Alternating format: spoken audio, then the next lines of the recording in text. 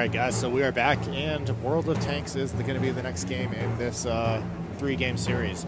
And here we got the rules up on the screen for you. The game type is going to be encounter battle. What that means is there's going to be 2 spawn points and then 1 capture point, and both teams will be fighting to capture that point, or if you destroy all the enemy tanks, then that's how you get the win.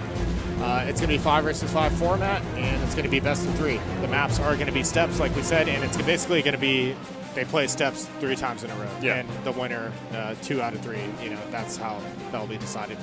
The tier limit for the tanks is going to be tier 1, and like I said, the map pool for the entire World of Tanks series is going to be Ruinberg, Steps, and El Haluf. And this game, these 3 maps coming up, it's going to be just Steps. Yep.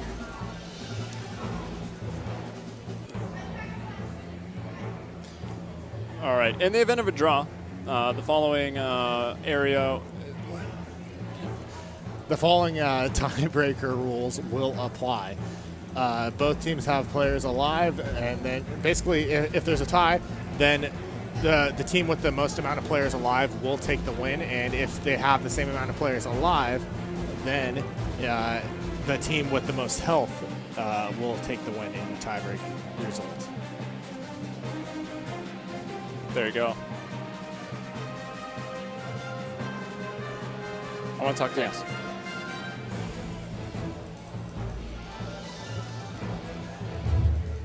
All right, so here you go. You see us? This is the starting screen when you start up in World of Tanks. You're going to be looking at the Tier 1 tanks. Those are basically the starter tanks. That's why we chose to use them here. So first tank up, sharing my last name, it's the T1 Cunningham. You might be surprised to know it's not my favorite tank, despite having the same name. But the T1, it's one of the fastest tanks in the game at the Tier 1 level. Yes. It's really good. And even in the professional scene, where they have to use the highest tier tanks, and they're forced by rules to use 2 Tier 1s, it's the Cunningham that comes in because of its speed, mobility, and it's pretty dangerous at the Tier 1 level in close range. It's got those semi-automatic cannons, some lower millimeters firing really, really fast. You can circle around people that can't turn their turret fast enough, and you could bring them down.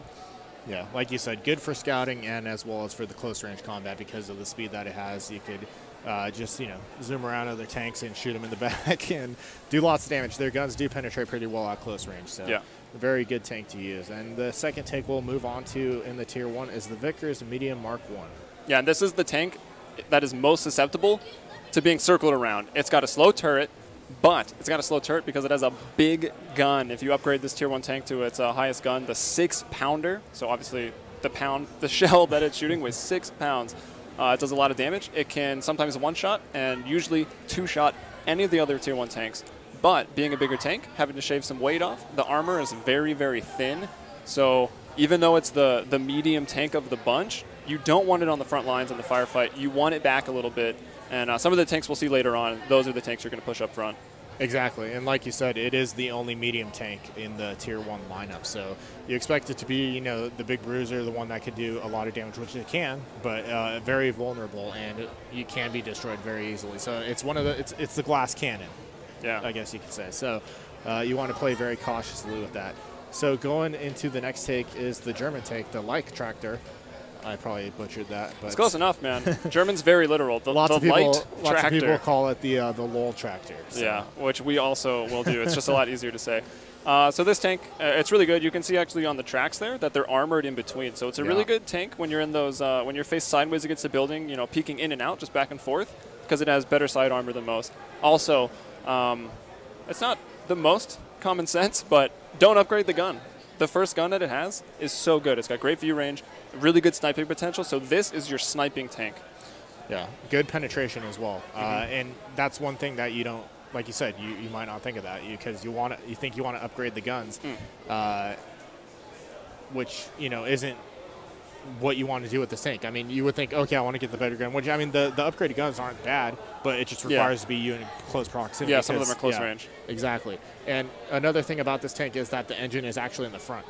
It's front mounted. It's a little susceptible to that engine shot. Yeah. So but it has that rear tank, so it is good for peeking from the rear and side scraping, like we've said. But yeah, that's a good point to bring up too. So your engine, your gun turret ring, and your tracks, if they get direct hits, you can't move if your tracks get hit. you really can't move, and sometimes you catch on fire and you just explode if your engine gets shot. And if your turret gets hit, well, sometimes you can't aim very well, or it's limited a little bit. Really dynamic game when it comes down to that, to the amount of things that can be broken on your tank if it gets shot. And, I mean, obviously there is repairing in this game, but, I mean, if you have your track damage, you're completely immobilized and then you're sitting You usually die, yeah. Usually. Exactly. So let's move along the line as well. And here we go. We're moving into the Renault line, and this is going to be the French Renault FT. Yeah. This tank, it's kind of the odd man out. It's a little slow at its top speed, but it's pretty nimble. I believe it's got that good turn radius, and it's quite light, which are like, it's light. Why is it slow? I don't know. But it goes up hills at pretty much max speed, so that's one advantage it definitely has. If you're on a hilly map, this is a pretty good tank to have. The turret elevation is really good. So if you can find yourself cover that you're not peeking in and out on the side, but that you're peeking over, very, very hard to just hit the turret of a tank in this game. So this has a good advantage if you know where that good cover is for this tank. Yeah. Also good front armor, so put it on the front lines. And also, it's pretty good. The 37mm gun also has very good damage and high rate of fire, so yeah, very good for that. So I mean, from what I know, a lot of people don't really like the Renaults, but from what I've played, I think they're quite good.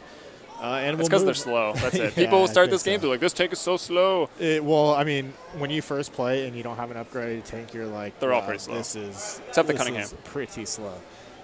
But anyways, we're going to move on to the Russian tank, which is the MS-1. And you will, looking at this thing, it's like the most compact tank you've ever seen. Yeah, so if you run into this tank one-on-one, run away. The upgraded gun is ridiculous. It has good range. It has awesome penetration. And if you get in a firefight just facing the MS-1, the front armor of the MS-1, I think it's actually one of the best.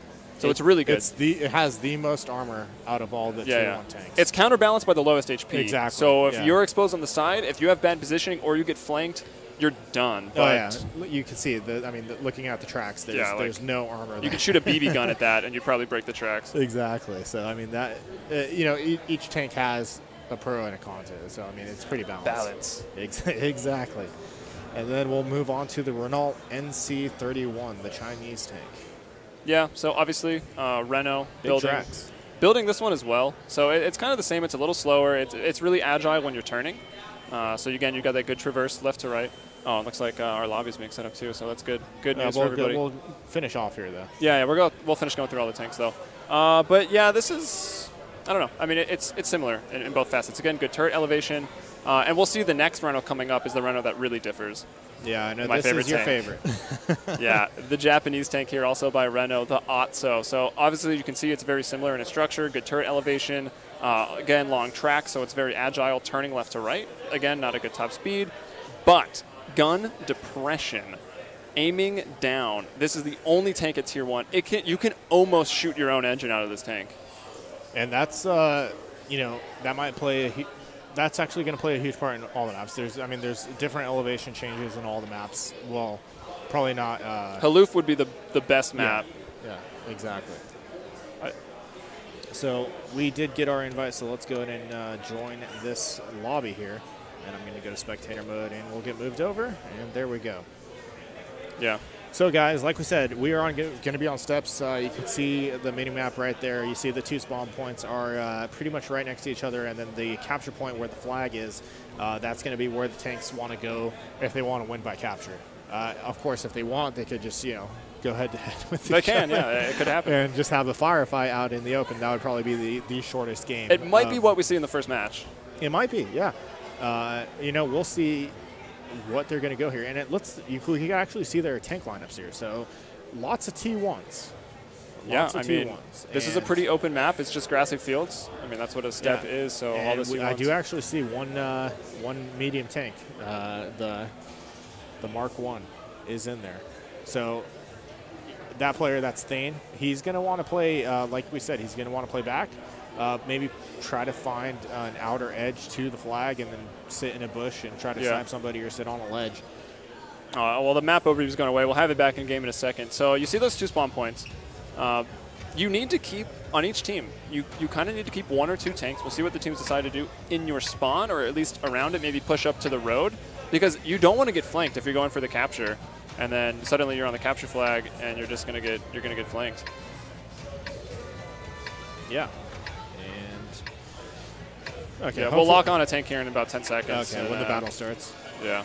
You can see our nice World of Tanks banners. We managed to put them up in the desert, apparently. So like we see, the red #1, that's where the enemy tanks are going to spawn for these guys here. You see Ebash is going to be on that green side, and they are rolling out like we said. So let's take a look at the roster. Ebash is rolling with 4 T1s and that medium, the LTR, whereas Ignite is going to be 3 T1s, an NC31, and a medium tank. Yeah, they got a Renault in there, too. The Chinese Renault.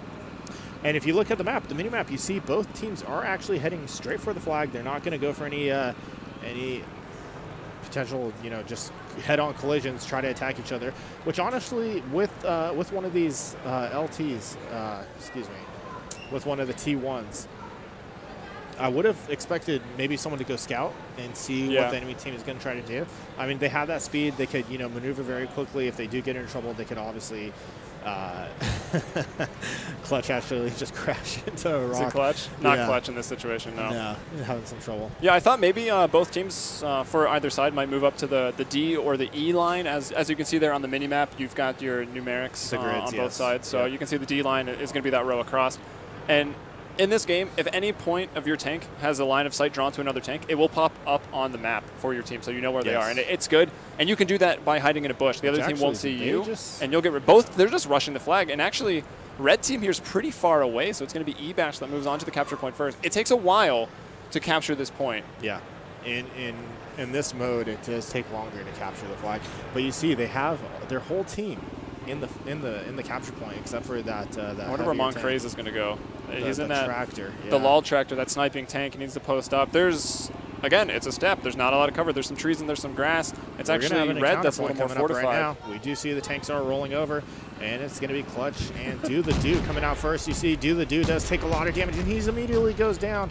And it's going to be Clutch and Boyer trying to hold this up. Space is going to be moving into better position. He does scout, gets 2, and that's already 2 tanks destroyed for Ignite. For Ebash. Ignite lost 2 tanks. Yeah, and Thane in that heavy tank, or the medium tank rather, he's doing what he's supposed to do. He's staying back, but it's also very slow and not very maneuverable, so now he's quite far away, and Ebash already up. They've got 5 players still alive, and it's now that the less mobile of the 2 tanks that have to do all the work right now, the medium Vickers and that NC1. Yeah. And I don't know if Thane and Wayman, it's going to be a tall order. Thane's already been spotting. He's getting shot at by that guy in the back and pro tips as well. He did try to.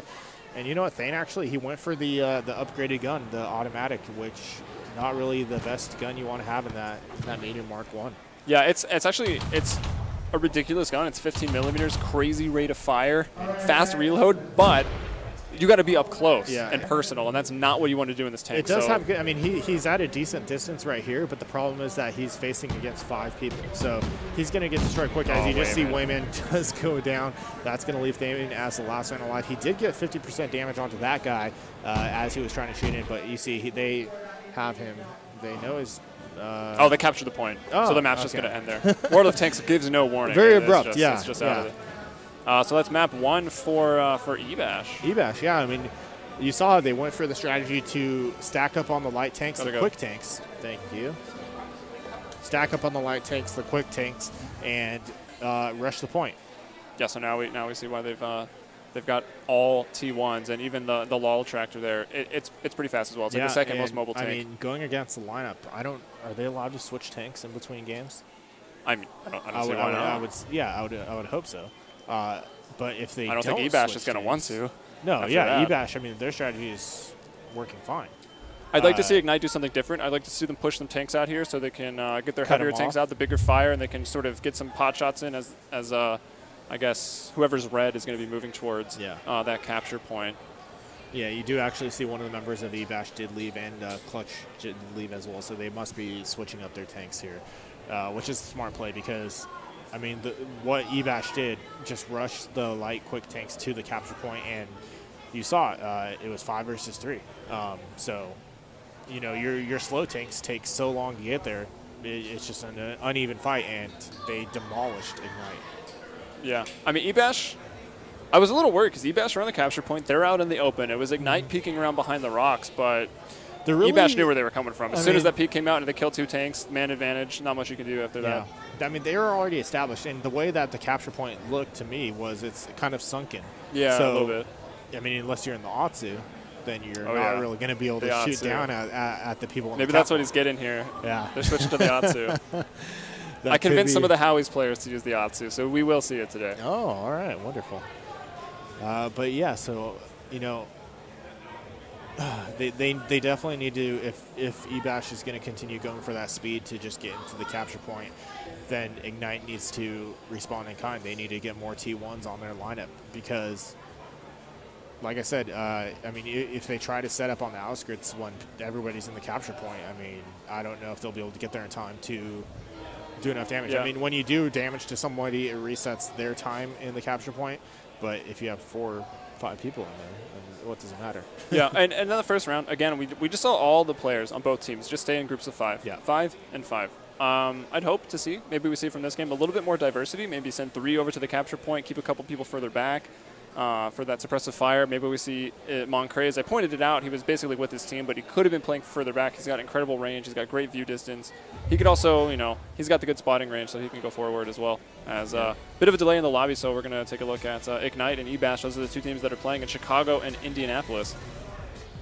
Yeah, you do see a shot of both teams, and it looks like they're discussing what they want to do. And they're actually, you see, one of the members of Ebash is pointing out at the lobby, being like, okay, you know, they got these tanks, we got these tanks, let's switch it up. And we do see the change from Ignite.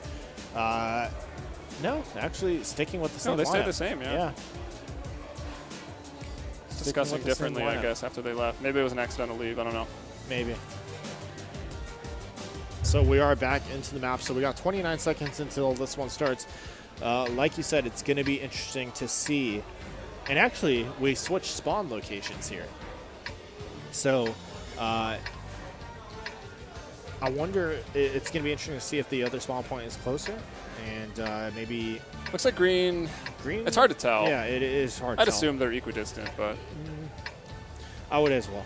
We could get out the protractor if we really want. But we'll see. Like you said, we'll see if they go for a different strategy here or if they stick to the same thing and just go for the spawn point. I mean, the capture point. You do see one tank, actually, he looked like he was going to head out. It was that guy. He looked like he was going to go towards the middle of the map, the G or F position. But he's actually not. And both teams making a mad dash for the capture point once again. Yeah, so pretty much we'll the same see. thing. Ignite trying to replicate the strategy that Ebash pulled out there in the first game. But they still have the 2 slow tanks. So yeah, so they're only going to put 3 on the flag at first. So, I mean, Green should realize this, and they should be able to just overwhelm those 3 tanks. And then it's going to be the same situation. You're going to have your 2 slower tanks on the outskirts of the battle and against probably 3 or 4, assuming maybe Ignite picks off one of them. Yeah, you see, and I mean, Ebash is getting to the capture point once again. They're already over that they're getting over the major hump of the hill, and they're going to be moving down into the little valley.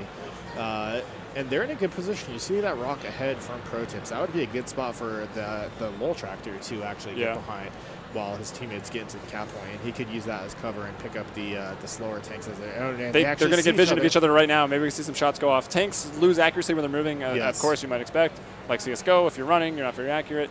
The tanks are actually more accurate than the comparison there with CSGO, but they're posted up behind some cover. Space going to go forward straight on, and they will get some connections there onto Boyer down to 70%. Space looking for the lineup, the shot down to 11. Now looking for the first frag. Ebash, they will find it. Now Do the Do going to be targeted, also brought down, and this is the exact situation we just talked about. Now they've got the man advantage and the 2 slow tanks.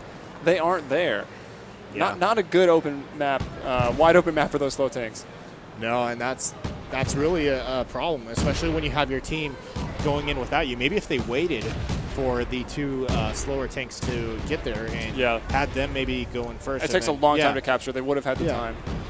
But no, I mean, the lighter tanks are just trying to go for it, trying to get in there, and we're in the same scenario we were previously with the two slower tanks showing up late here, and it's a 2v5 scenario once again.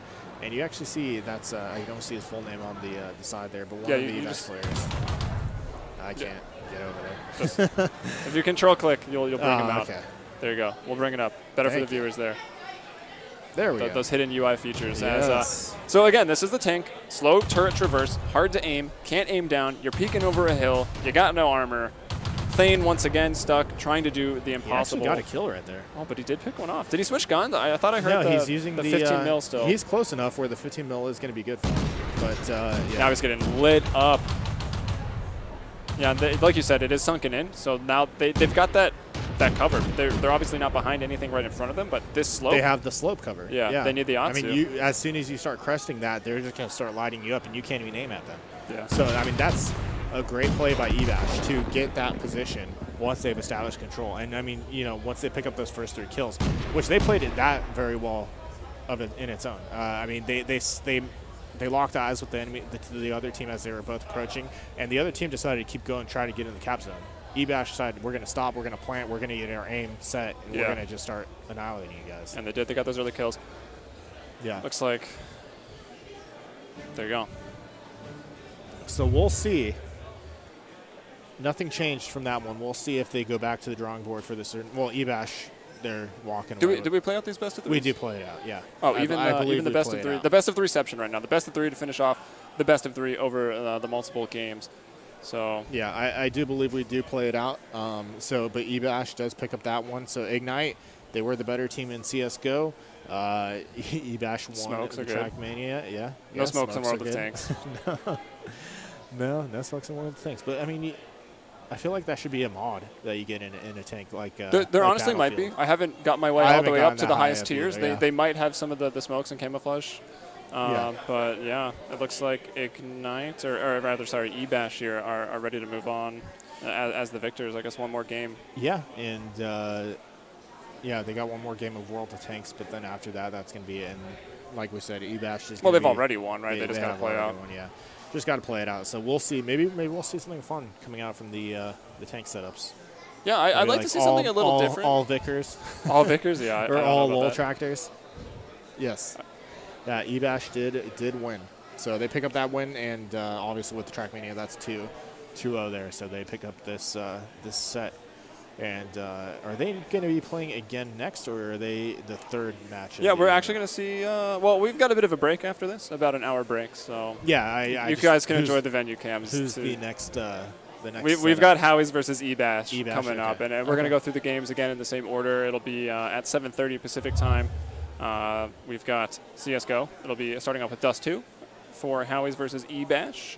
And we were talking to some of the members of Howie's earlier about Counter-Strike. It was Kay Matthieson, who was the CS player. Yeah. One of the higher ranks, like 2nd highest rank in the game. Or 3rd. I thought he said he was Legendary Eagle. I don't know. I only know the pictures, I'm going to be honest. Legendary Eagle is... Is that the eagle without the embroidery? That's with the embroidery. Oh, so... With the laurels.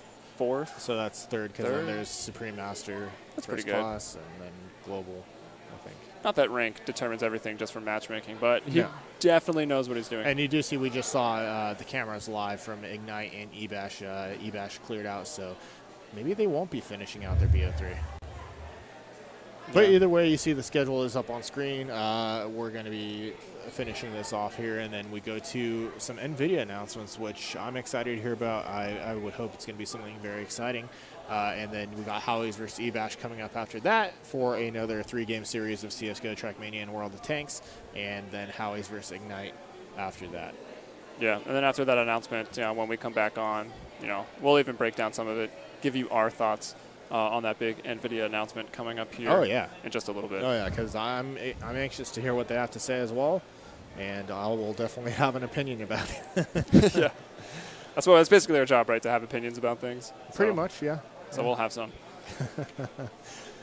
But yeah, I mean, we've been busy casting, but Howie's is pretty packed right now, and while we were casting, I know we heard some shouting going on. I heard some children. You heard some children? Yeah.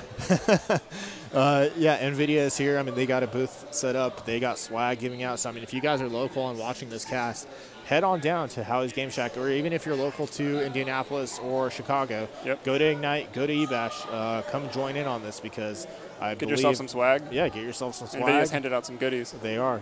And there's other competitions going on at these LAN centers, and I believe for each competition you play in, you get a raffle ticket. And then Nvidia is going to do drawings as the night progresses, and you can win some cool stuff. So Yeah, I mean, like I said, head on down, fellas. Yeah, I was watching. I think TF2 is what we kicked the day off with here locally, and I guess locally at all of the LANs. Yes. So I was watching some red versus blue action at TF2. Sign behind us, actually. It's TF2 payload race, and then they got Counter-Strike Global Offensive Arms Race, Left 4 Dead Survival Mode, which that sounds pretty cool. Yeah, I want to watch that, but I think we might be busy. Yeah, we'll be busy. The yellow chain you actually see behind us with that Game 24, those are sectioned off. That's for the Counter-Strike tournament that's coming up later. So a little bit later, that's going to be filled up behind us. Some intense action going on behind us here. Indeed. So we do have cameras set up throughout the LAN centers, like we said. So maybe we'll take a look at those coming up here. We'll see. I want some beautiful faces. So that is the Ignite Gaming Lounge. And as you see, the middle post down there, it's a little bit far away from the camera. The middle post, that is where the Ignite team who we saw playing is set up. But you see, I mean, they got a packed house, and they got some comfortable chairs there. They do. That's a bright LAN center right there, man. It is, yeah. You usually expect LAN centers to be surprised all, the gamers all dark. are even coming out for that one. Howie's, we're nice and mellow here. We got some light. You can see visibly. Yeah. That's good. We've got too much light here on stage. Yeah, and let's see if we got eBash up here. We do. And you see those empty seats are where the eBash competitors were playing, but yeah, it looks like they're taking a break. They're having a team huddle. They're getting really hyped up in the background, I'm sure. Maybe eat some food. I don't know. But, yeah. It could be food because they've got to play again. They got to go against Howie's, and they're going to start things off. And they looked good in CSGO. They need to get this win on Dust 2. Yeah, they do have the break, but we got Howie's coming up here as well. Multiple camps. Hey, there's the Howie's team. Yep. They're practicing. There they are. What is that? Can you see? It looks like Counter-Strike. I think it's World of Tanks. Are you sure? No, that guy's on Trackmania. That's Trackmania. All right. We And guys, if you want to check out the Nvidia stream, it's game24.nvidia.com. Yes, that's where you can find that over online. You could, Google's a pretty good resource. Nvidia Game 24. Type it in, hit enter, and you'll get all the information you need. Those big announcements from Nvidia, of course, coming up. Coming up shortly. Soon, yeah, just a couple minutes. It's basically, as soon as this World of Tanks, as soon as we get into this third lobby here. 3 minutes, I believe, is when the Nvidia announcements will be happening. 6:30 Pacific time. So yeah. All right. Well, those are our guys. I'm looking forward to their Track Mania. I saw the Howie's guys playing CS earlier. I'm not sure why, because honestly, they've seemed like they got a pretty good star player in K. Mathiasen for CS. Yeah, we'll see how they do perform. And I know a couple of those guys are saying that they're actually they play CS, so they should be. Whoa! The camera went. Someone's very close. I think right we got now. another camera set up. Can we get that, Mr. Yeah, can we get the larger venue cam? Can we get the overhead cam? Someone had to climb up on top of a vending machine to put this light up, or this camera up, so I want to see it. Yeah. There it is. Look at that. And you can actually see the players on this one too. Back there on the right, after that sort of shelf, you got your players. Yeah, and you should see a guy with a Pokemon hat walking by in about 1 second. There he is. Pikachu. He's got it. I hear those children again. Well, they're having a good time. It's the LAN Center, yeah? That's how much fun we're having. All right, guys, so that's going to be, we're going to be going to the break for the Nvidia announcement, so we hope you enjoyed the cast thus far, and we hope you'd stick around for the next game series coming up at 7:30. Previously, we had, it was eBash versus Ignite going up against each other, and eBash actually came out the victor in that one. And up next, we have Howie's versus eBash going to be coming up, and the 3 games we have going on tonight is CSGO, Trackmania, and World of Tanks. Had to catch your breath there. There you go. A lot of information. But if you guys have been watching the website, game24.nvidia.com, you have seen the Nvidia announcements coming out, and basically they announced some new graphics cards. The 980 and the 970 going to be coming out. That's some exciting stuff. Indeed, with the codename Maxwell. Shout out to a good physicist there. Yes. But pretty excited to see those cards. Came with a lot of other announcements alongside of it that are sort of pushing the industry, which is going to be great. Obviously, 4K is coming out as a viewing format. Upping 1080, which is going to be not fantastic. too surprising there. As you see, they already have monitors coming out. And yeah, with the 4K monitors. So we kind of saw that announcement coming. They've been gearing up towards that.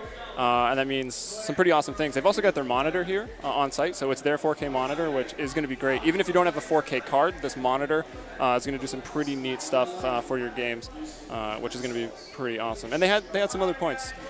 We talked a lot about grass, rendering grass with graphics cards, which we did. Lots of pretty grass. It's really going to help with immersion and extra physics, make you feel like you're in the game in that single-player environment. Like, imagine playing Skyrim, with some of the foliage and even think of the mods that people are going to throw out into this that will utilize the power of this graphics card. All those high graphic games, Skyrim, Arma 3.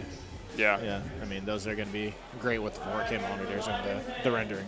Yeah, and then they were pouring milk on a rabbit for a little while. That was awesome looking. Yeah, the fluids looked really good. It reminded me of Portal 2, and I was kind of wishing that existed for Portal 2. Yeah, I know you made that reference, and unfortunately I haven't played all the way through that game, so I didn't get it. Mistakes. How you not? Did you play Portal 1? No, it's one of those things where I bought it on a Steam sale, and then I started to play, but then I think I had to format my computer. The tragic Steam sale. Yeah. But yeah, the fluids look fantastic. So you got that blue and red, the bouncy and the speed up goo in Portal. I thought it would have been fantastic there. And it just means a lot. I think that's one aspect of games that was never really touched on. Like when people get wet, you were like, okay, now the texture will darken a little bit because it's wet. But now you've got everything dynamic. is just becoming more and more realistic, essentially. And like every new development, it's something new to touch on that they're getting at. And this time it was fluids and grass. Yeah, and then we had the little bit of lighting, the voxel graphic illumination VGI. So that was pretty exciting. I mean the example, as I get some bugs off my mouse pad, the example that they gave is kind of like you've got a dark room, your light source is behind you. Maybe you've got, I guess you don't have a flashlight because then you'd illuminate the room, but your viewpoint's coming in behind you. Maybe there's a mirror or a shiny object in that room, and instead of just it still being dark, now you'll have, if anything's going to be reflected upon, you've got more immersion again coming out from those reflections. And when I heard that, the genre that jumped to my head was survival horror games. That's really looking for a survival horror title. I was gonna say exactly the survival horror. Zombies games. with mirrors on their chest. Yeah, you could. Like, why is that light moving? Oh, God, it's a zombie. You can watch streamers get scared in even more ways now. Yeah, it's gonna be good. Before. It's okay. It'll get them subscribers, right? If they scream like a girl, it's like a subscriber for those streamers out there. Exactly. So exciting stuff coming out from Nvidia, and that's going to be exciting. And the price was actually pretty reasonable. I think it was lower than the launch of the 780. Yeah, so. And actually compare it to the 780 again. Yeah. Currently to the 780, it's like 30%. Yeah, it's extra performance. So it outperforms the current 780 by a lot for graphics card standards on launch. So it's going to be a really big deal for gamers everywhere. It does. And then for those of you who just bought the 780, you're like, well. Crap. Yeah, well, this graphics card might still be a way out. I don't know if they put any dates or anything, so there's definitely still more information we need to hear, but pretty much wraps up, I guess, our points of view. I guess the one other thing I said, I like that they started off their whole conference with an esports focus. That, obviously, us casting here for you guys, we've got a big esports focus, so absolutely. It's nice that we know NVIDIA cares about our esports. So we do have some games coming up. Like I said, CSGO, it's going to be eBash versus the Howie Squad. And it's CSGO first, Trackmania second, and then World of Tanks after that. And we talked about the format a little bit ago. It's basically those three games. Each game is a point, and whoever has the most points out of the three games, they're essentially the winner. So if you guys want to watch that, you could go to, the main stream is game24.nvidia.com, and there you basically get to be your own director. You get to pick what you want to watch. There's tons of streams going on for this event right now. Hopefully you stick with us because we got some games coming up, and that's going to be exciting to watch. But I'm sure you guys, you got multiple monitors. There's a lot. I think more than one screen. Before we caught on here, I was watching, and I think they're going over some PC building tutorials or tips on one of the other streams, which is going to be pretty awesome. Obviously, the keynote speech, either just finishing up or has finished up now. Yeah. And a couple other things going on there. Yes, but we've got Counter-Strike, so you should definitely just watch us. We do, and I believe players are joining the server, so Counter-Strike coming up next. Well, we get to see eBash again, right? We do. We saw eBash earlier. They were the victors of the last full esports triathlon. They did not win Counter-Strike. They didn't win Counter-Strike, No, Ignite actually won that game pretty handily, 8-3, I believe. Yeah, it was 8-3 for Ignite. They mastered the CT side. They utilized the smokes with our shorter round time. Yeah, some of you might be saying 8-3. What are you talking about? That's all. Also good to explain. Yeah, but we'll actually go over the rules for Counter-Strike in a little bit. But right now we are just talking about what was going on previously. eBash, yeah. Yeah. eBash showed up in the next 2 games, though. They dropped Counter-Strike, as mentioned, and then they showed up in Track Mania, where they dominated the podium, and then in World of Tanks, they dominated 2-0 in that mini best of 3. As we can look now at the standings. You see the Ignite standings with having played 1 but 0 points. Howie's their first triathlon event coming up now, and eBash, well, I feel like they got the 2 points. Didn't Ignite have 1 point for winning CSGO? They should maybe have 1 point for winning CSGO. I think they should. And eBash does have 2, 1 for Trackmania, 1 for World of Tanks. Yes.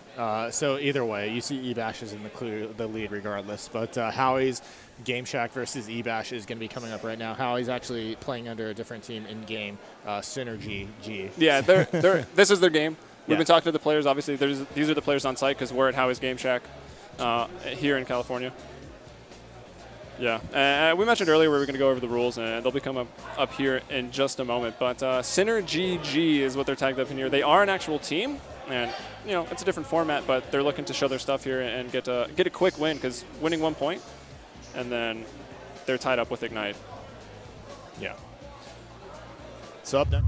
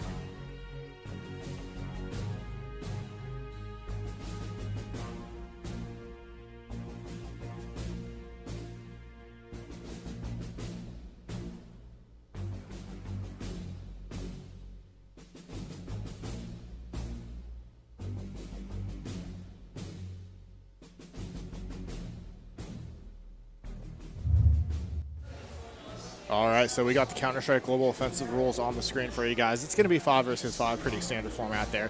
The main differences between standard play is we got basically 14 rounds for both these halves. Yeah, instead of the usual 30. Yeah, exactly. So it's going to be 7 rounds per half, first to 8 wins. The round time, like you mentioned earlier, it has dropped down to 1:15, so that's going to actually hold a lot of sway to how these teams play this game, as we saw in the previous match. Bomb timer is 35 seconds standard. Starting money is going to be 10,000. There won't be any starting pistol rounds. And the map pool for the entire tournament is Dust 2, Nuke, and Inferno. And this match is actually going to be played on Dust 2.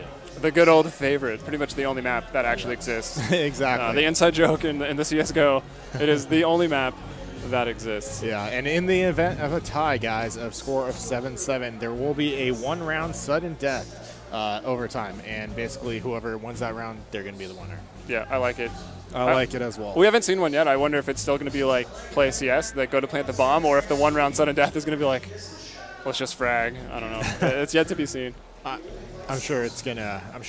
There'll be some strategy and whatnot. Yeah. So we can talk about. We already mentioned it a little. Ignite was the team. Ignite versus eBash, the first matches that we've already discussed. Ignite won at 8-3. eBash, they took a fall. They had to play CT first, and they hadn't quite realized, use those smoke grenades. They got a 10-second duration, and 10 seconds is a big chunk of 1:15, blocking off those choke points, holding your sight, because the terrorists with the round time are forced to go pretty quickly. Exactly. I mean, we saw that. eBash, they started off winning the first 2 rounds of their side. They started on CT. But they weren't utilizing smokes during the rest of the half like Ignite was. And that's what Ignite did to shut them down when the half switched. And like we saw, it was a shutout CT side from Ignite. And, if eBash learned, if they I doubt they watched the demo, because I don't even know if there was a demo. They played the game. Yeah, so they realized but like there are some things that you smokes, might miss, right? because you're busy thinking about your strategy, and you're not sure why things aren't working. But, I mean, they saw what happened. They should know, okay, well, they just blocked us off with smokes. We lost a ton of round time. Yeah. So, I mean, they should know to use that. And if Howie's was watching the cast, then they heard it from us, obviously. Yeah, I was talking to one of their players. They were definitely looking to utilize smokes on this map. Yeah. Obviously, smoking off middle, the middle lane is really important on this map. You can also stop B rushes with a single smoke. 2 players usually in B, so you got 2 smokes. That's 20 seconds of not being able to push through the smoke. Depends on the format. I mean, usually B isn't really played with 2 for the most part. Yeah. You play one stationary in B and then one kind of outside of B. But we are into the knife round here, so we are getting started. And it's going to be a knife at long A. So let's go to our aerial view, and we will check this out as it happens. And the terrorists, I think they thought that it wasn't knife round because I saw some people heading towards B. You see there's only 3 Ts there. And, I mean, if eBash knew this, they could actually take advantage and, you know, get this knife round. Winner of the knife round actually picks their side. Yeah, so it's a pretty big deal. To mention that, yes. And Dust 2, I mean, inherently it's a T-sided map. Yeah, and you see actually Howie's, they're using these double doors as a choke Pulls point, out the Glock. trying to get eBash to come in. You see Scuba Steve does pick up 1 knife kill right there, and Panda's at 10% health. What happens if we run out of round time on this knife because they're playing really passive?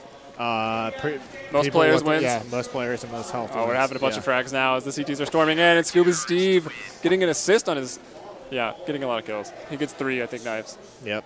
So, guys, the map, as you see, it is Dust 2. Everybody should be familiar with this map. I mean, most popular map since 1.6, and that was, 10-plus years ago. So, probably 1.5, too. Yeah, I mean, exactly. What could have beat it? Everybody is familiar with this map. Got a TK knife right there, but we're restarting. There was actually a TK on the knife round, and Scuba Steve got an assist on it. So, there you go. So yeah, Dust 2, it's standard, 3-lane map. Lately, mid control and mid to B spawn attacks for the terrorists have been the favorable play. Obviously, mid is favorable. I mean, A is favorable as well. B site hard to take from the tunnels just because it's especially so easy to in Go. Yes. And yeah, like you mentioned, the smokes. It's very easy to just smoke that tunnel off, and then you just sit on it and wait. But I'm expecting to see some op play because the op is a very favorable weapon. And as I say that, we see CTs buy up too. Yeah, already looking for 2. No ops on the side of Synergy right now. They're rolling 3 AKs. And no guns. Yeah, no guns. Are they trying to pull up money just in case? It seems kind of risky. I mean, maybe they didn't realize that they start with 10K. I don't know, but I would imagine their teammates would be telling them. Yeah. Either way, I mean, they start off with a great frag onto the player A, and they're at the cross waiting to go. I'm going to assume that they're playing the long con here. They want someone with reserve in the bank so that if they drop some rounds, they can still drop guns, as you can't give your teammates guns in this game.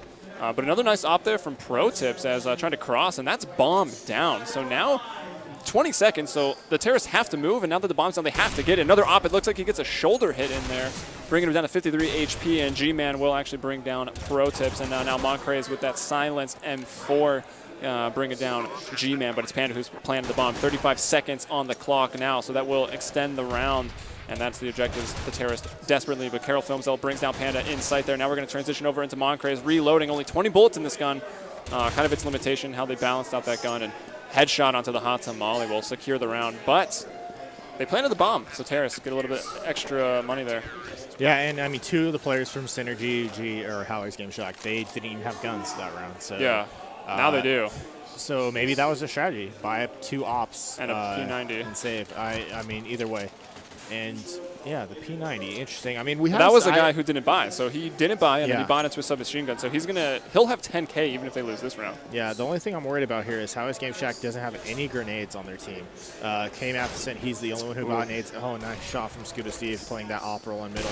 But Panda is looking to get a counter pick here. Yeah, set up by the barrels, or palm, as a lot of the Source players might call it. Pro Tip's going to pick one off along as they're trying to pick it. K. Mathiasen talked to me about that, saying on the early rounds he was going to pick these with just a rifle, and he was going to save the ops for later. But the star player, sort of Howie's, K. Mathias, is down. Yeah, he tried to get that pick out long, but Pro Tips was there with the counter pick and the op. So, I mean, one thing that Howie's Game Shack can do to, fight against these ops, either out-op them, which from what we saw, it doesn't look like it's going to work out too well because Ebash seems a little bit more proficient with the ops, just from what we saw right there. But if that's the case, then, you know, use your grenades against them. Use your smokes to move them off their spot, or, you know, flashes. But the thing about that is we saw how he didn't have any smokes or flashes, exactly. And I don't know why they're worried about buying that. I mean, they could be worried about the economy, but 1 second, they're saving. Yeah, they don't need to be worried about the economy. They started out with 10K. Oh gosh, please don't die now. Yeah. Hot Tamale's in danger. Although Hot Tamale's got a lot of money, still 8.3K, and no money, no extra income from that round at all. Well, when you stay alive as a terrorist, you get nothing. You get nothing. Yeah, so for those 3 players. Yeah. But they two ops. do save their guns, so I mean I guess that's getting your. This is the pick that matters right now to get this team back in this game.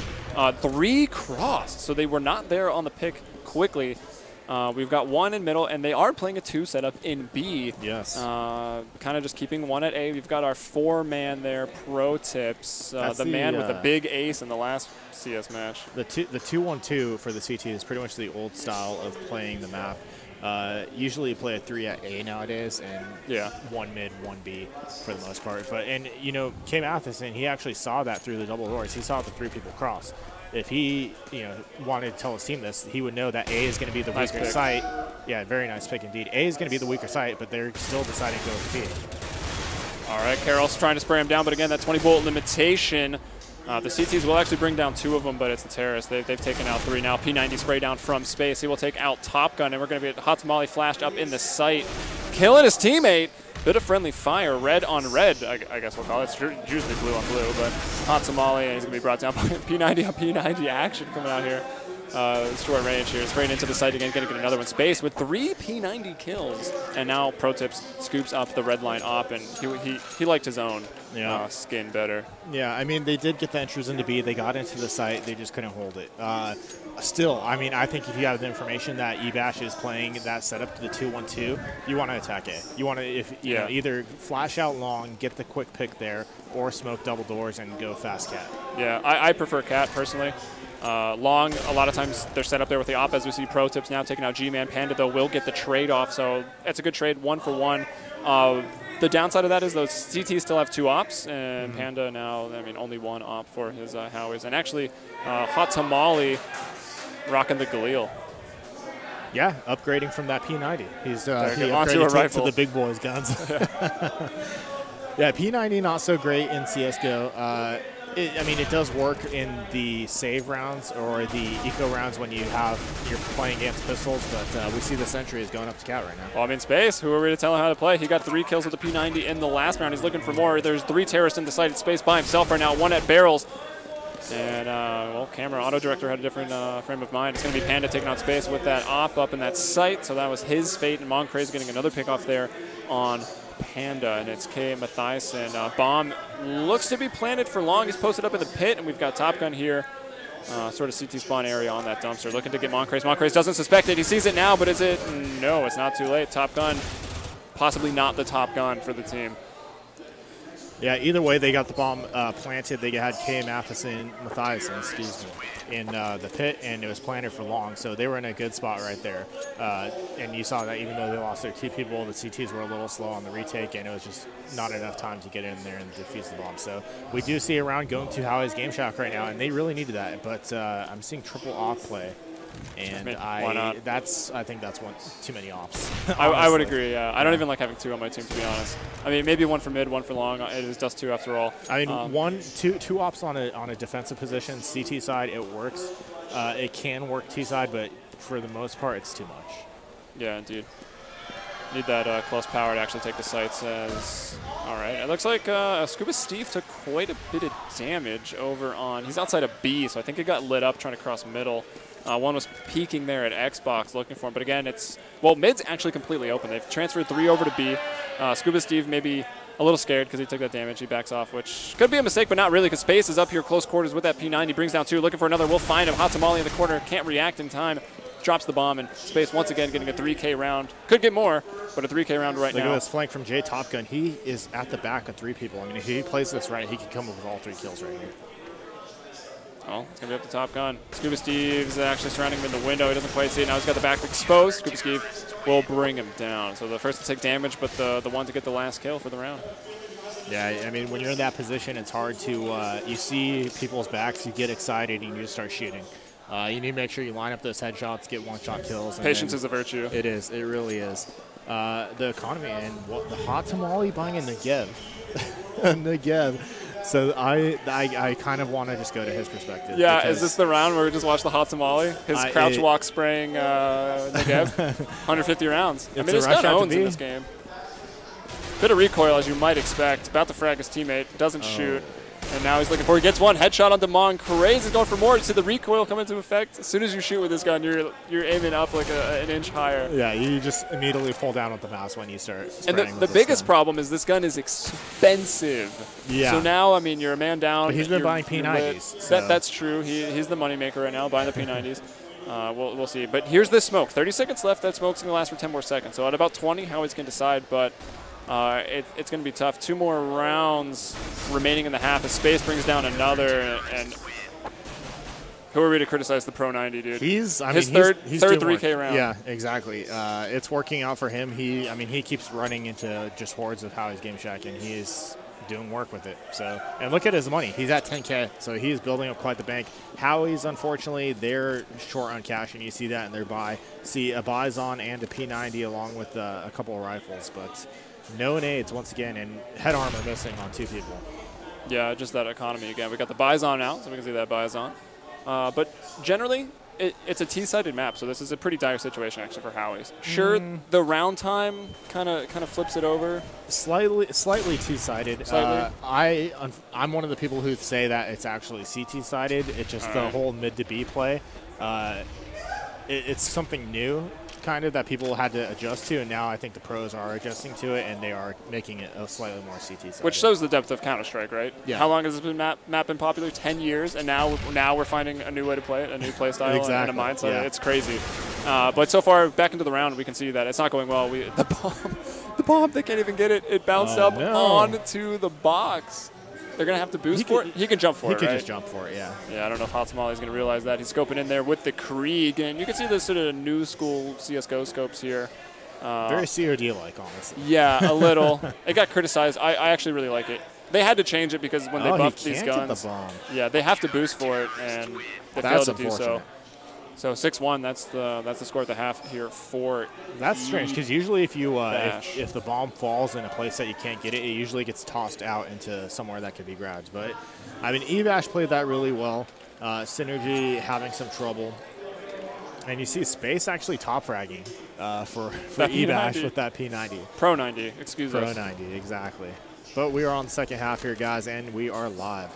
And, you know, we saw Ebash going with the 2-1-2 setup on the CT side, but this time, look at Howie's Game Shack. They're stacking up A for now. And it's going to pay off because Ebash is going right into their trap. Oh, an early smoke there from the T's, realizing it's going to work well for them on the Terra side as well. They smoke off that cross. Pro tips with the first frag onto Panda. Now Matthiasen at the barrels, though, with the op. We'll get one.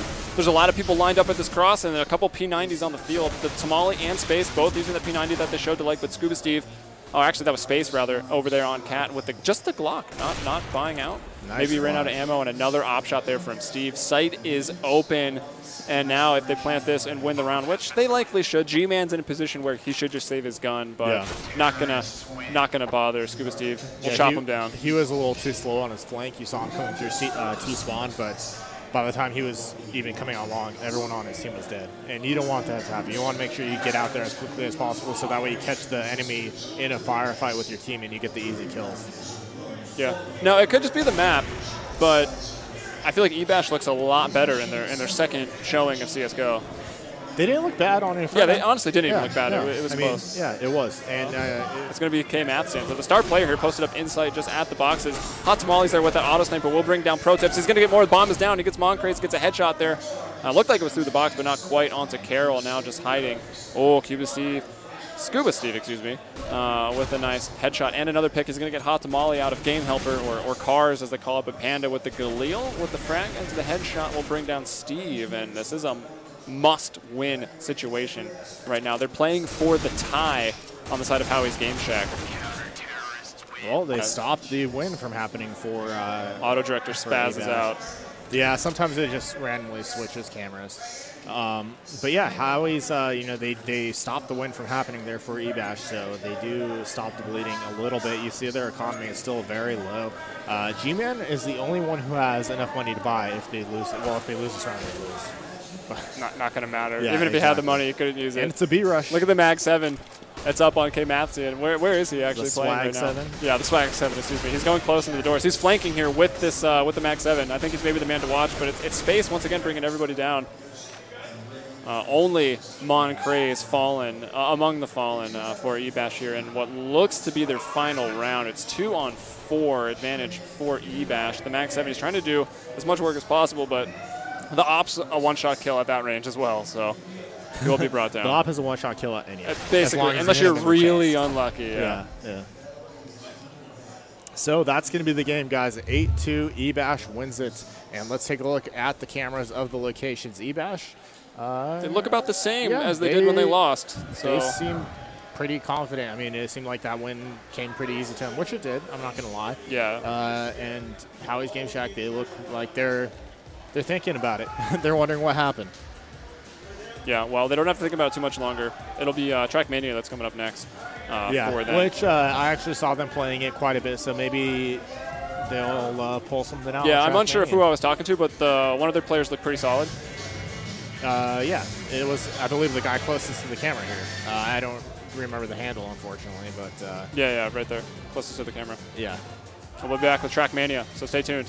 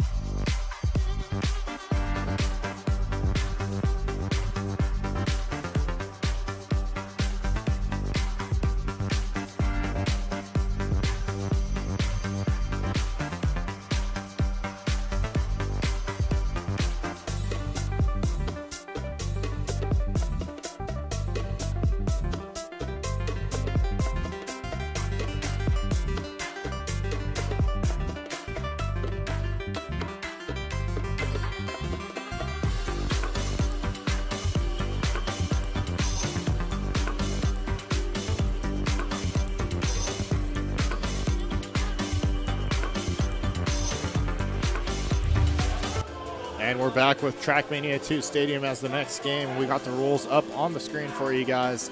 The game type is going to be time attack. Of course, it's 5 versus 5 once again. Each team is going to have 5 minutes to warm up, and the time limit for each round is the round is going to be 15 minutes. Map pool is going to be D10, C15, and C5 for this tournament. We played D10 for the previous setup. Yeah, arguably the harder of the maps, but C15 is C15 pretty complex is too. Yeah, there's some tight turns. Which is what we're going to be playing for this this series.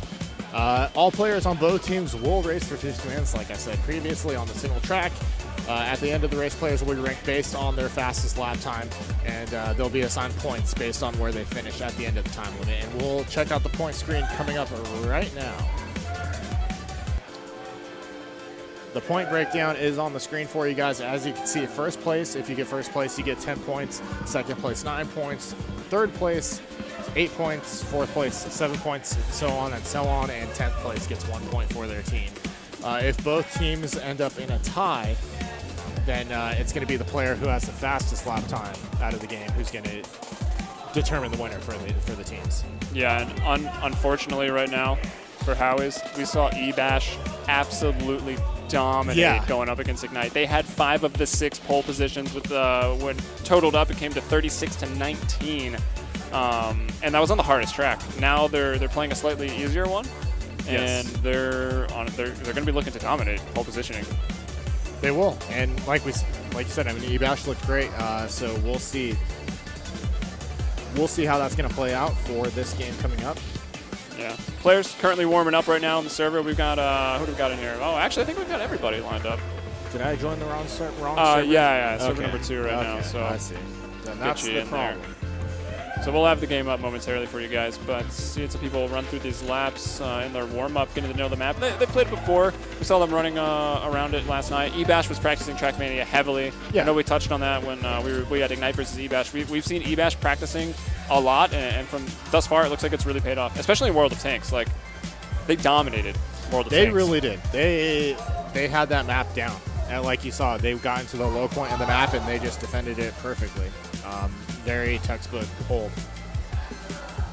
Yeah, it was nice. I mean, it was a quick rush. They weren't really doing any splitting up or any crazy advanced strats, but it looked like they found an area of the map that they knew how to work, and they worked it. So looking forward to that. Best 3 in World of Tanks coming up next, but Track Mania is now with Seed 15, and we should be in the game momentarily. Yeah, I'm joining the server right now, so if we want, we could go to that screen. I'm just loading in, and we are in. Oh, look at that. Perfect.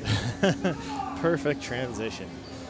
So, like we said, we are in the warm-up time. Players get 5 minutes to warm up, learn the map. I think they've already been practicing on the map anyways. Cool little tire camera view. Was it It's on the one where it's was it Pro Tips who got first in the last Trackmania?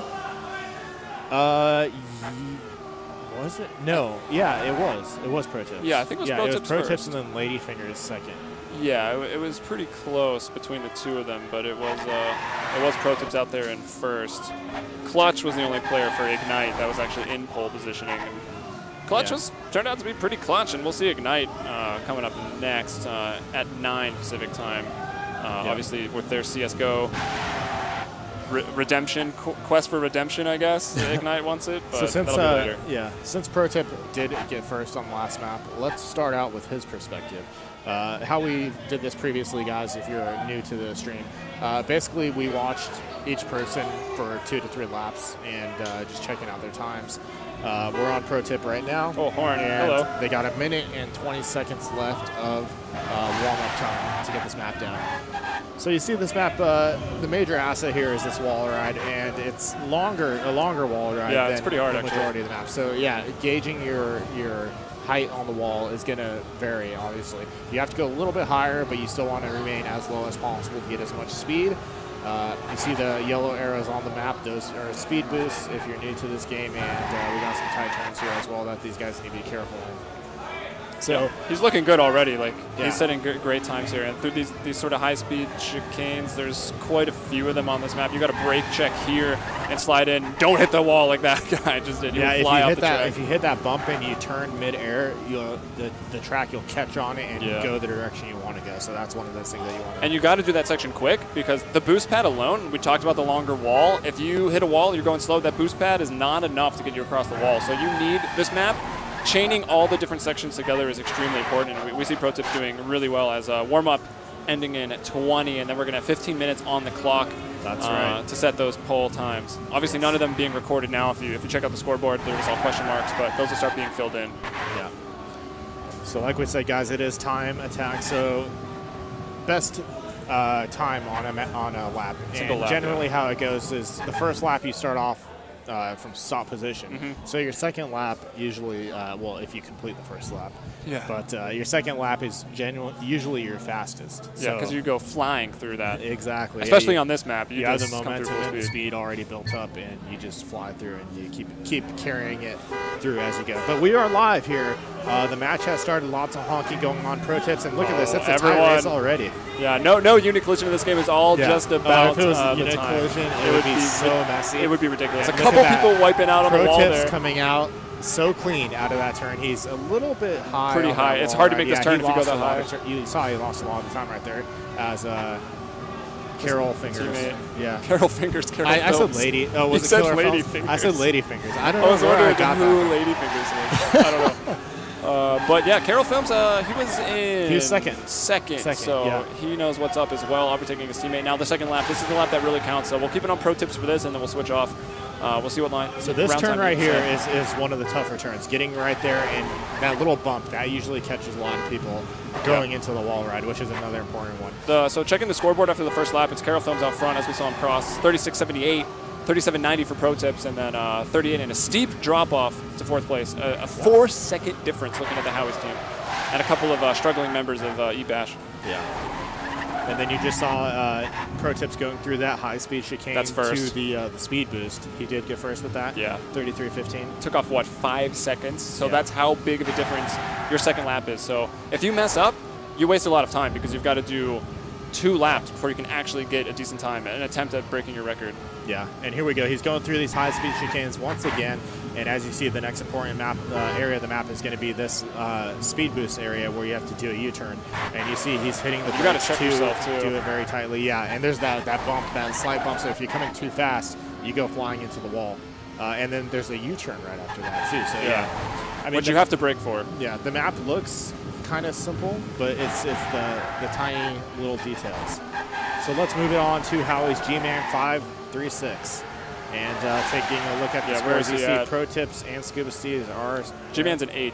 G-Man's an 8th? Yeah. Yeah, so E-Bash is doing quite well. I mean, you see a couple of Howie's guys, not so much of a stomp as it was with the Ignite squad. Yeah, they're up there. 2 in the top 6, it looks like. E-Bash, though, as it stands, would be looking good to move through with the win here.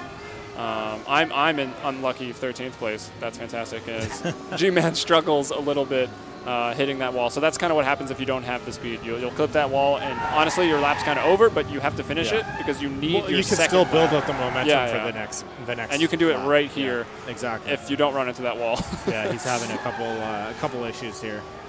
Let's see what we can do. It's going to hit the wall there. Yeah. And yeah, I mean, no potential at breaking the lap time right now. So I think we move on. Yeah, I think we move to Panda. Panda. Number 2 man, that's Panda. And looking for him, he is 6th right now with the 36.85. So Pro Tip actually getting his score down to 32.47. So he's making great time, yeah. He's a second ahead of his teammate even, more than a second ahead. Yeah, he's doing great. So, I mean, E-Bash putting in a lot of work. Oh, Panda, that's a restart right there. And since he's restarting, I think we'll just... I don't know if I would restart it just because you're already there. Actually, good point. Yeah. So we'll keep on for another lap. Just get the momentum built up, and you could probably... after clipping that wall, I think we move on. Yeah. That's how big of a deal it is, guys. The Hot Tamale. He is... Is he hot? Is he hot? He's 9th. Yeah, he's 9th. He's struggling as well. So Howie's... They're struggling a little bit with, and you saw that turn. If you have too much speed, you gotta, drift into even that though you corner. hit the boost, you gotta break the turn or at least throttle control it, so you don't smash into that wall. And that's a guaranteed restart because it pins you into that little edge. And well, you can reverse, but but I mean it's basically a restart. Don't want to race. Racing in reverse is not a good strategy. No. If you were to ask Pro Tips for a pro tip, I don't think he'd tell you to race in reverse. Yeah. Okay on the wall, but coming down not soon enough. Yeah, he didn't turn enough on the wall ride to come out of Who do we got up next? We got, I guess, Matheson. the star player for the Howie CS squad, Matthias. He's in 7th, so he's not doing too bad. But, I mean, Pro Tip, he's just playing very well. And you saw K Matheson actually coming off that wall ride a little squirrely. Going into these high-speed chicanes, we lost his engine sound because the game occasionally bugs out in terms of sound, but no big deal. You can still tell that you're... We got the tire squealing at least. Yeah, and he's looking pretty good right now. Yeah, he's handling this part of the course very well. That's actually he did that very cleanly.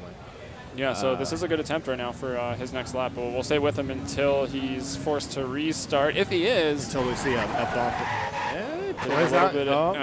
Lost a lot of speed right there. Yeah, I mean, it really counts. I mean, you saw he barely even touched the side right there with his front wheel, and I mean, it just drained all his speed. Yeah, hitting the wall, and you cannot just like wall ride in this game. Like I know some people when they in driving games that don't do driving games, they'll just like wall ride. Not happening here, and he's gonna clip a little bit, but you need to slow down anyway at that section. So he could chain. He can't chain it together anymore. And even if you don't hit the wall, if you notice on the edge of the walls, there's some grates there, and that actually slows you down pretty drastically as well. So yeah, staying in the middle of the track, very important. Let's move on though. We'll go to Howie's JT Top Gun. Let's take a look at his position. He's number 8.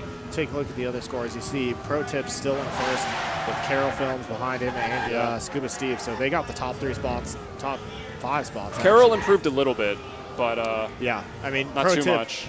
Pro Tip's still sporting that 32.47. I mean, he's still a full second ahead of everybody else. So he is. Did you even hit that wall? I missed it. I didn't even know there was a wall there to hit, but J Top Gun found it.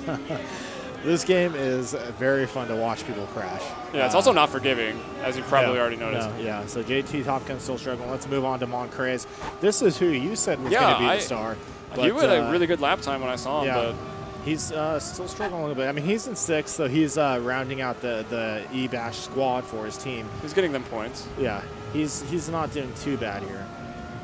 But I mean, so far this is another dominant eBash game in Trackmania. I mean, they're just looking like the Trackmania champs right now. Yeah, and we know what to expect for them coming up in World of Tanks, which is on Ruinberg. It's a city map, which is going to be pretty cool. But the more distinct map we have.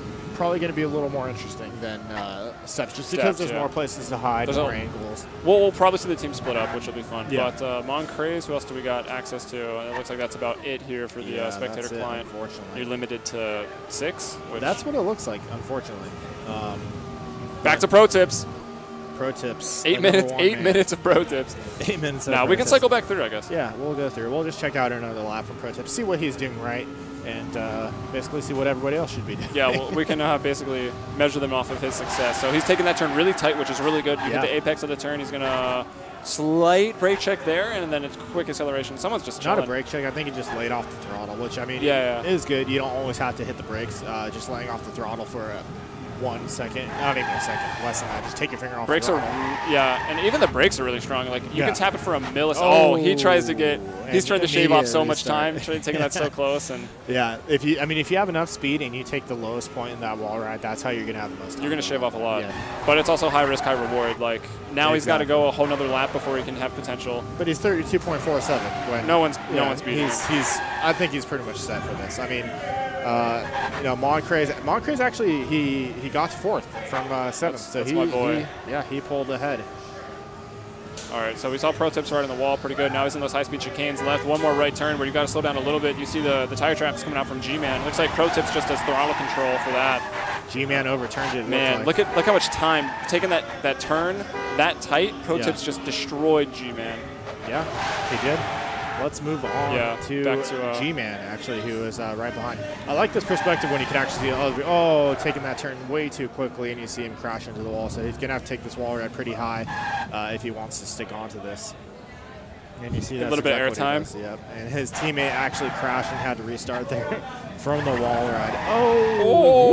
That was close.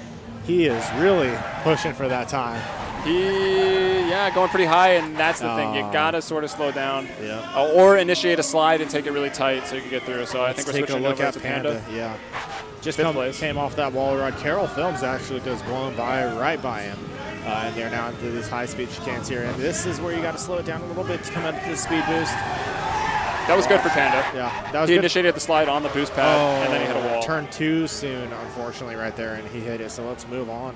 The Hot Tamale, currently in 10th. Sitting in that last place. Pro tips actually shaved a couple I saw that. 500th of a second he shaved off that time. So he found some place somewhere on this map where he could have saved that time. So Hot Tamale is still struggling, as we saw. He just had to restart, so we'll go to K Matheson. He is in 6th place. Let's take a look at the scoreboard once more. Pro tips in 1st, Carroll Films in 2nd, Scuba Steve in 3rd, and Moncraze in 4th. So that's eBash with the 1, 2, 3, 4 rating.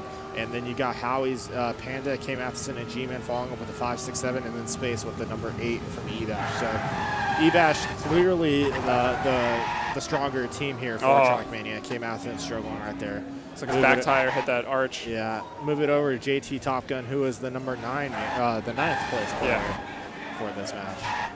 It's at the tail end. The perfect time to tune in because he's at the tail of the map. Right off the track. That moment is gone, so he's going to have to start from a standstill. As you see, that advantage, look how far Moncraze is. They cross at the same time, and that's why you shave 5 seconds off your time on that second lap. Let's go to Moncraze because he was at 7th, and he's been shaving time off slowly and slowly. So. He knows I'm talking about him. He knows he should be doing better right now, and he's trying.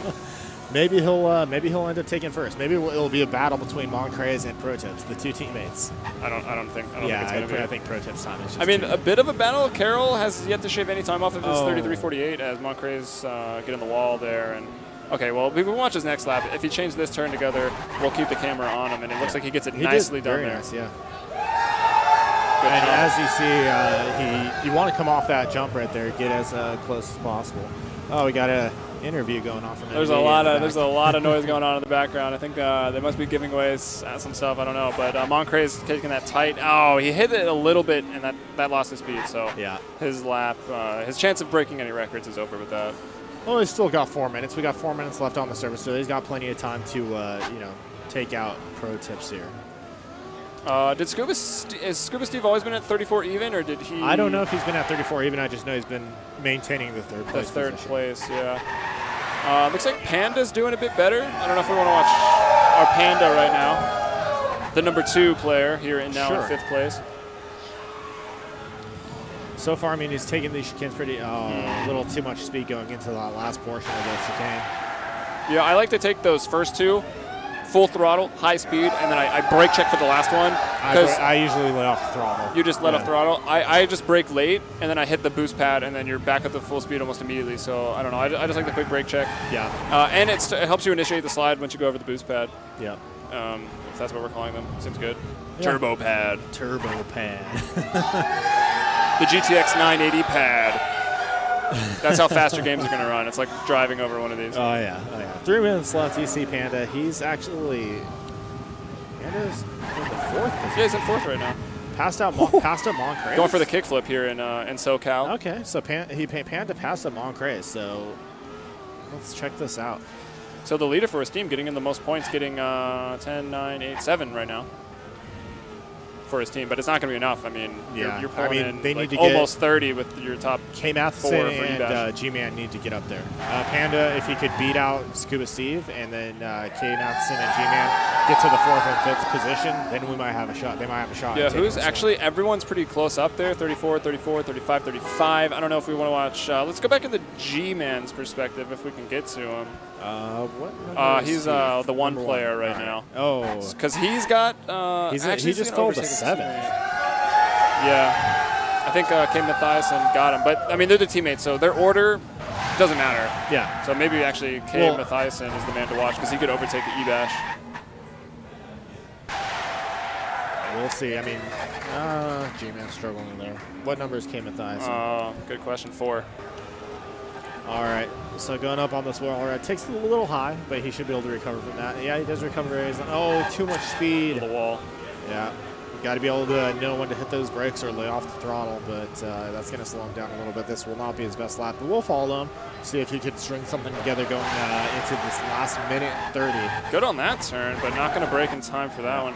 And this goes to a point we covered in the first series, like. You spend so much time trying to shave off time in one area, and you feel comfortable in one area, and then you come up to like checkpoint 5, and you're like, crap, I don't remember how to get through this efficiently, and I don't know. It's really hard to keep it all in your head. We just saw the restart. So a minute left. The fastest time is 32. So no one starting a new lap can. This is it. Yeah, they could do it, but this is if they crash, they're done. So K. Matheson, he just started fresh. So let's stay on his perspective. Oh, Carroll got about half a second off of his previous time. Nice. All right, but I want to stick on K. Matheson because I think he's the one who just started fresh. Oh no. Yeah, that's slowing him down. Yeah. Carroll tried to push it into the wall with the horn. I guess. As long as he crosses the finish line or starts a he'll new get lap, another lap. Yeah, he should be able to get one more. And nope. Game over for K-Mat. Yeah, let's go to pro tips, see what he's doing. He's still holding strong at 32.4 too. Not going to be able to get a second lap here. It's the Korean car, man. That's what does it right there. Yeah. All right. So let's take a look at the scoreboard before we head out here. Pro tips: Carroll Films and Scuba Steve for E-Bash in the 1, 2, 3. Panda from Howie's in the number 4. And Moncrief from E-Bash in the number 5, followed up by K. Matheson and G-Man from Howie's in 6 and 7.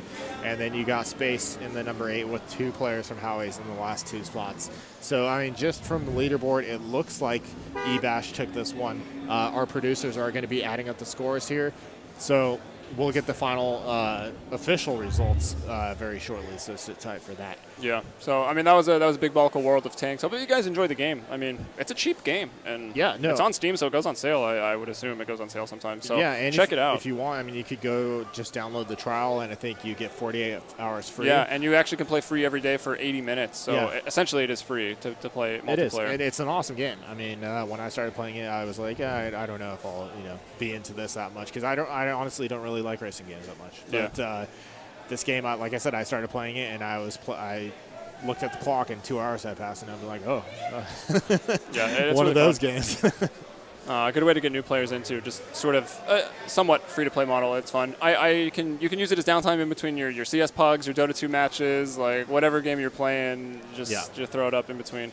or World of Tanks for that matter, because Yeah. that's the game we've got coming up next. But for those of you who are just joining us, I'm Clayton Kloppenborg, also, I can't even say my last name. We don't know what our last names also are. known as Klops, and with me is Joey Cunningham. We have long last names. Also known forgive us, we can't yours pronounce is that. a lot easier to say than mine, though. Kloppenborg, yeah.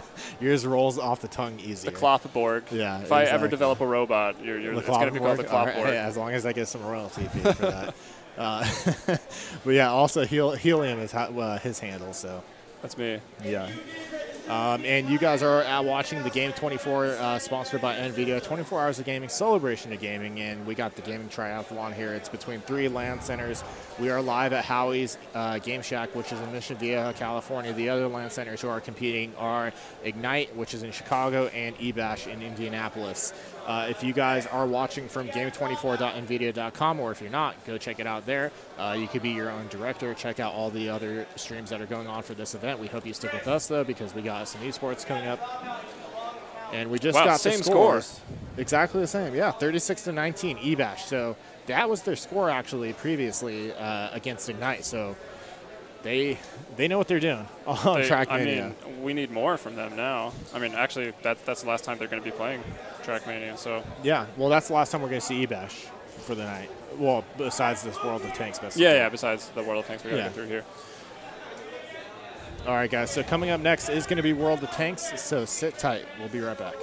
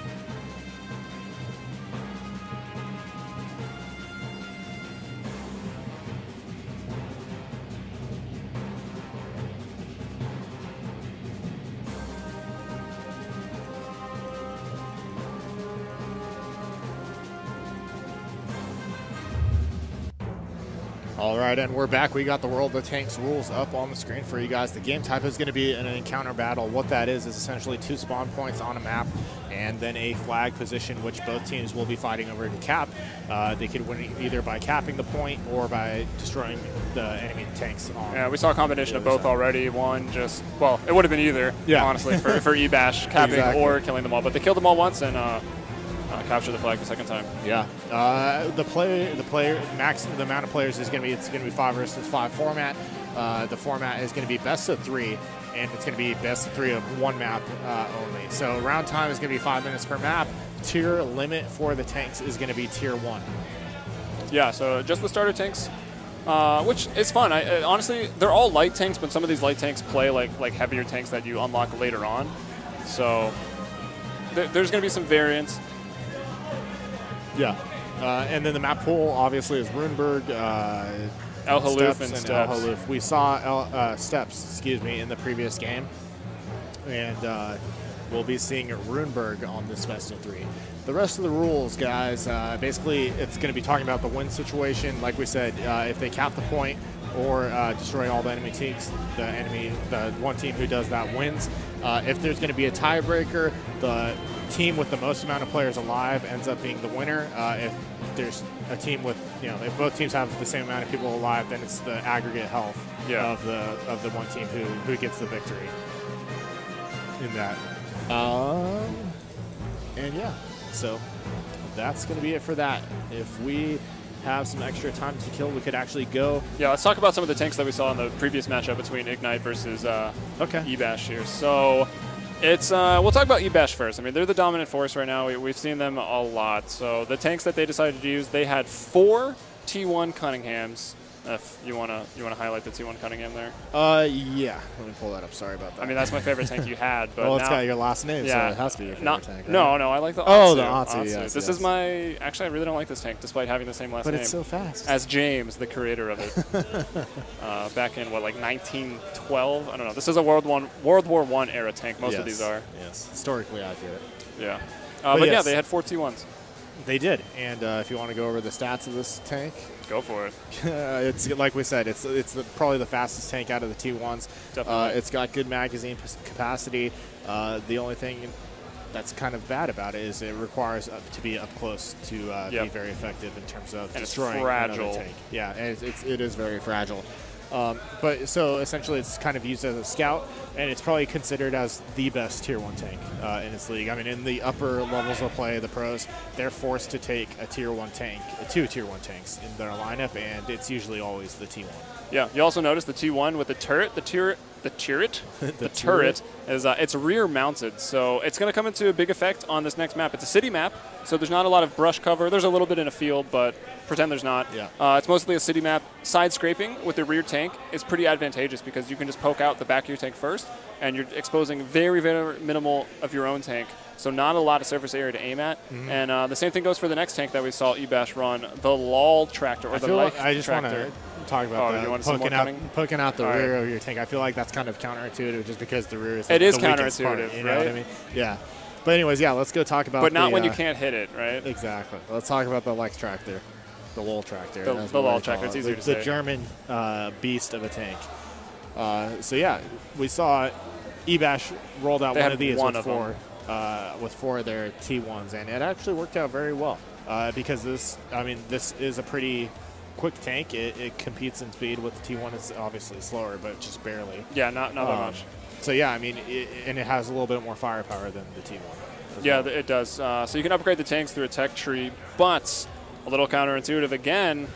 The gun on the LAN Tractor here is fantastic without being upgraded. It's got the longest view range, it's got great penetration, decent damage as well, so it's a bit of a sniper, and it's very fast. Also, you'll notice rear mounted, and look at that armor in between the tracks. The tracks are heavily armored, so this is probably the best, we'll use the term side scraping tank, where you're peeking in and out of cover around the buildings that we're going to see a lot on Ruinberg. And then it was Ignite in the last World of Tanks match we saw on Steps, who obviously didn't get the victory against Ebash. But they took a different approach. They used the UK tank, the Brits, the Vickers, the only medium Tier 1. Yeah, the big tank. The one you think that would be just destroying people left and right because of its massive size and gun. But, it does definitely have some cons. Yeah, the cons are it's got a massive. Well, okay, the pros are it's got a massive gun. The cons are it weighs heavier, so they shed some armor. It's very, very fragile. It's not very fast. It's also got a big profile, so easy to aim at. And that's one of the things that we saw with the previous game is all the T1s from Ebash.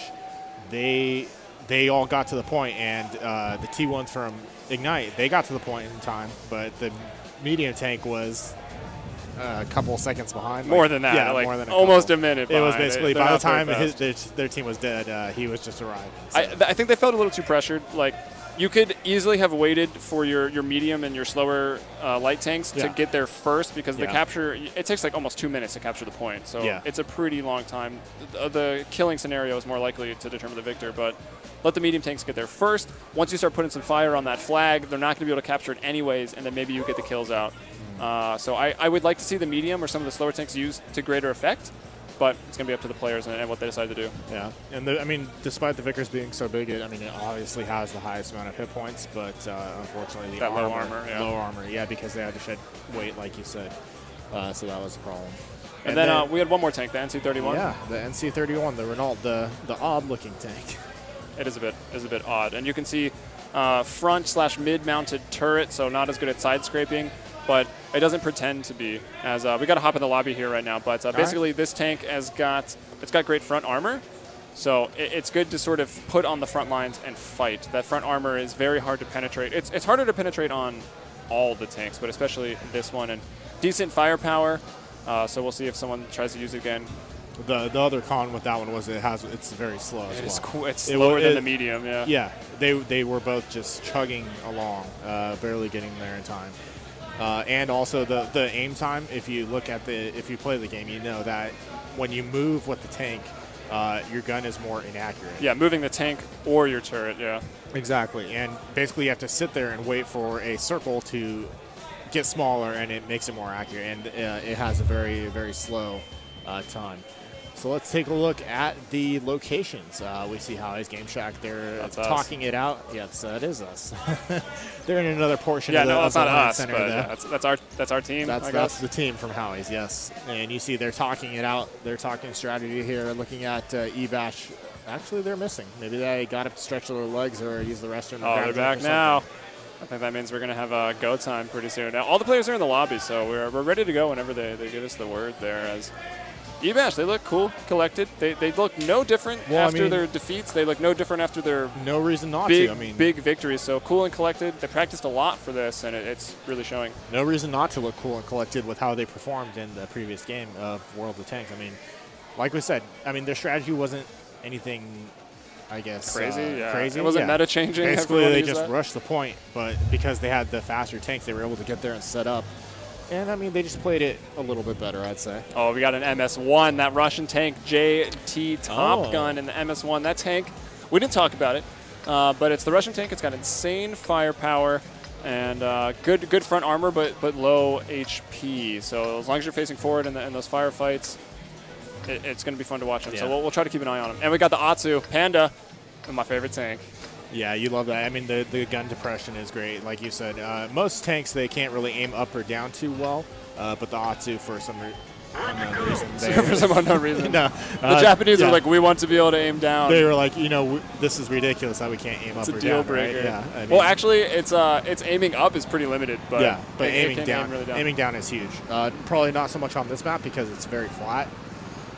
There's a little crest over there on the hill where you see that road on the E line. Actually, there are a bunch of little nooks where you can go into the fallen buildings. If we'll pass one, so that will actually help that tank quite a bit if it does manage to get in there. But it does look like I'm on eBash. eBash is going for the rush on the point once again. You see how he's going actually for a spread out position. They're spreading out down the lanes, and I think they're going to get the notification that the cap is going to be going down, and they're going to have to adjust very quickly.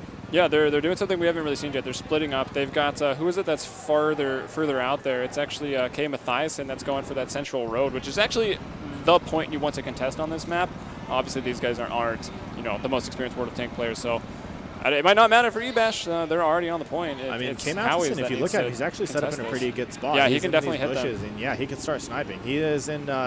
He's in the lull tractor, and like we said, I mean, it's got a great starting gun, but he's actually building there, crashing into that building. You can damage your own tank by poor driving, but you need a little bit more than that. G-Man is actually being engaged upon. He's got 13% health, and he goes down very quick. He was actually isolated from his team way out in the front. He got a lot of information that eBash is in the cap zone, and they're going for it. And I want to go to K. Matheson's perspective because he's in a good spot. He's coming down that center lane. I think eBash is going to be looking towards G4 or H4, looking for those teams. So he might be able to get some good side damage onto these guys. Yeah, I mean, the base capture is already at 60. They need to put some damage on the enemies that are there to slow down this, and actually you can stop the base capture. But it's already up to 63. Howie's didn't go in a very forward position. Now they're pushing up 3 from the south. They got 2 on the J line, 1 on H. He's kind of backtracking. The Hot Tamale taking quite a bit of damage. He's done a bit over to space, the P90 King from CSGO, but it's going to be the Hot Tamale to fall, and that was the lull tractor for the team. Oh, they got one more. Is very close. Oh, someone took some damage because as you saw, the capture drop down to not being almost done like we saw. So you do damage to somebody and it drops the capture time, but it is quickly going back up. As we see, that guy takes a hit. Actually, he might drop here. There they go. It's smart to take that out immediately. Like when you get to that capture point, you want to drop it down because it can obstruct your aim. It can be kind of annoying. That little hut that is present. Okay. But so far, looking to capture. They've realized that if they take damage, it stops the cap. So they've moved behind this. It looks like a church. So not taking too much. And they're going to cap the point here. Top Gun trying to move forward, but he's at 24. He can maybe get that guy. He took a bunch of damage as he was rolling up. They had to get shot him. And there's the base capture. eBash is going to win the first round. Yep, they get the base capture. And, I mean, basically Howie's, they just played it a little too cautiously. Yeah, they did. I mean, it was nice to see a change of pace, but they played it cautiously, and they didn't move into positions. Like, if they put one on that sort of bottom road we see there, if we do clock positions, if they put one at sort of the 5 road, the 4 road, and then the 3 road, and sort of have a triple-pronged attack or something along that, maybe double up on one of the roads, but they didn't. They just sat behind buildings, and, well, the point got captured from them. Yeah. We'll see if they go for a tank swap here. Looks like they might be. Ebash sticking with their same strategy of the 4 L. I don't think Panda wants my Otsu. He's like, no, that was awful. It's really not going to help. I don't. It's not a good tank on this map. Yeah, it isn't, unfortunately. But yeah, the 4 T1s with the LOL tractor, I mean, that's proving to be a great setup because they get the 4 tanks down to the capture point quickly. I mean, the LOL tractor is right behind him. He could set up in a sniper position if he wants to, and it's working out great for him.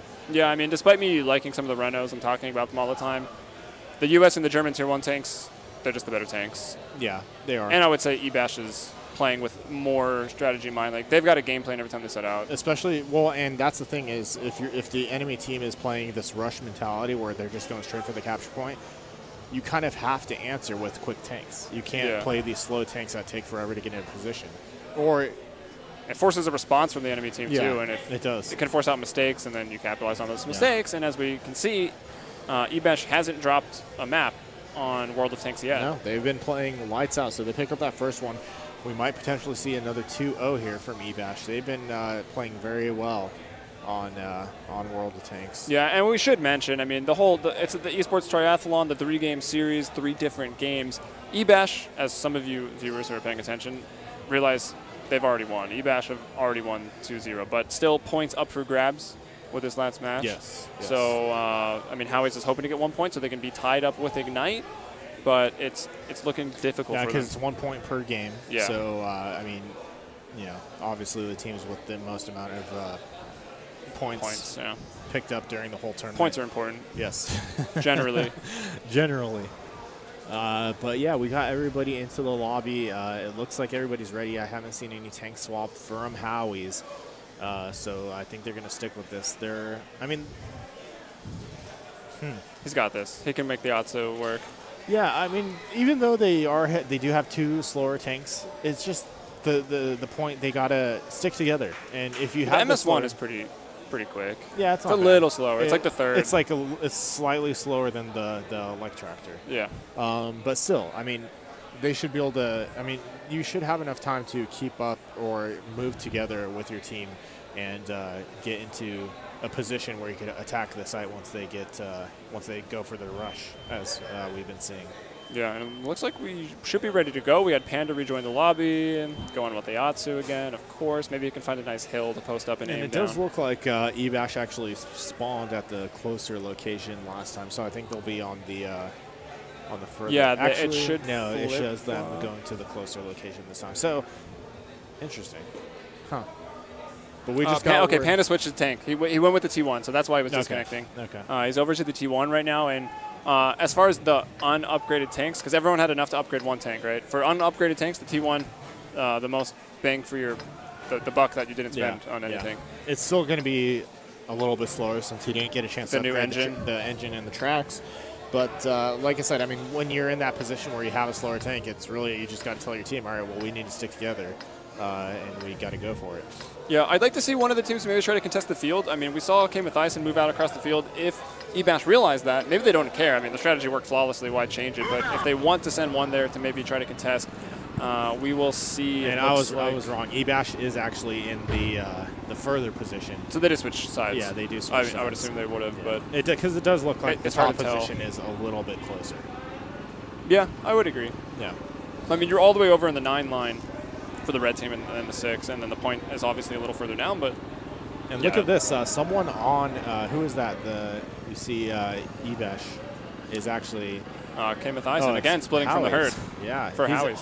Let me go to his perspective, just because that's an interesting path. He might be able to catch someone off guard or get a spot here, or even get a flank if he kept going straight.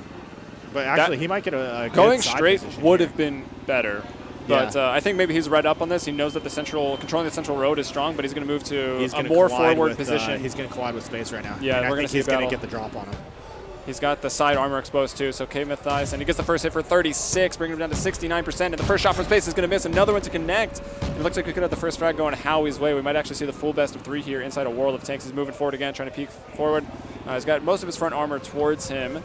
Let's see if he can't get it. Oh, he's going to miss high, but space yet to connect the shot. Unfortunately, these tanks don't come equipped with P90s. Oh, Mathias and Track hit. The left track weakened, and if that breaks, you won't be able to turn, and you won't be able to move. Space retreated to his teammates, as you saw, and they were able to help out. But you do see Howie's is in the capture point. They finally lost somebody. Yeah. Who brought him down, actually? Looks like Space. Yeah, it was Space. Space, though, 3% HP right now, but Mathias in super exposed shots whiffing. Oh, and he goes down. Space with the second frag for E-Bash as we get a firefight this game. Very different from what we've seen so far. Yeah, I like it. More action and quicker pace, too.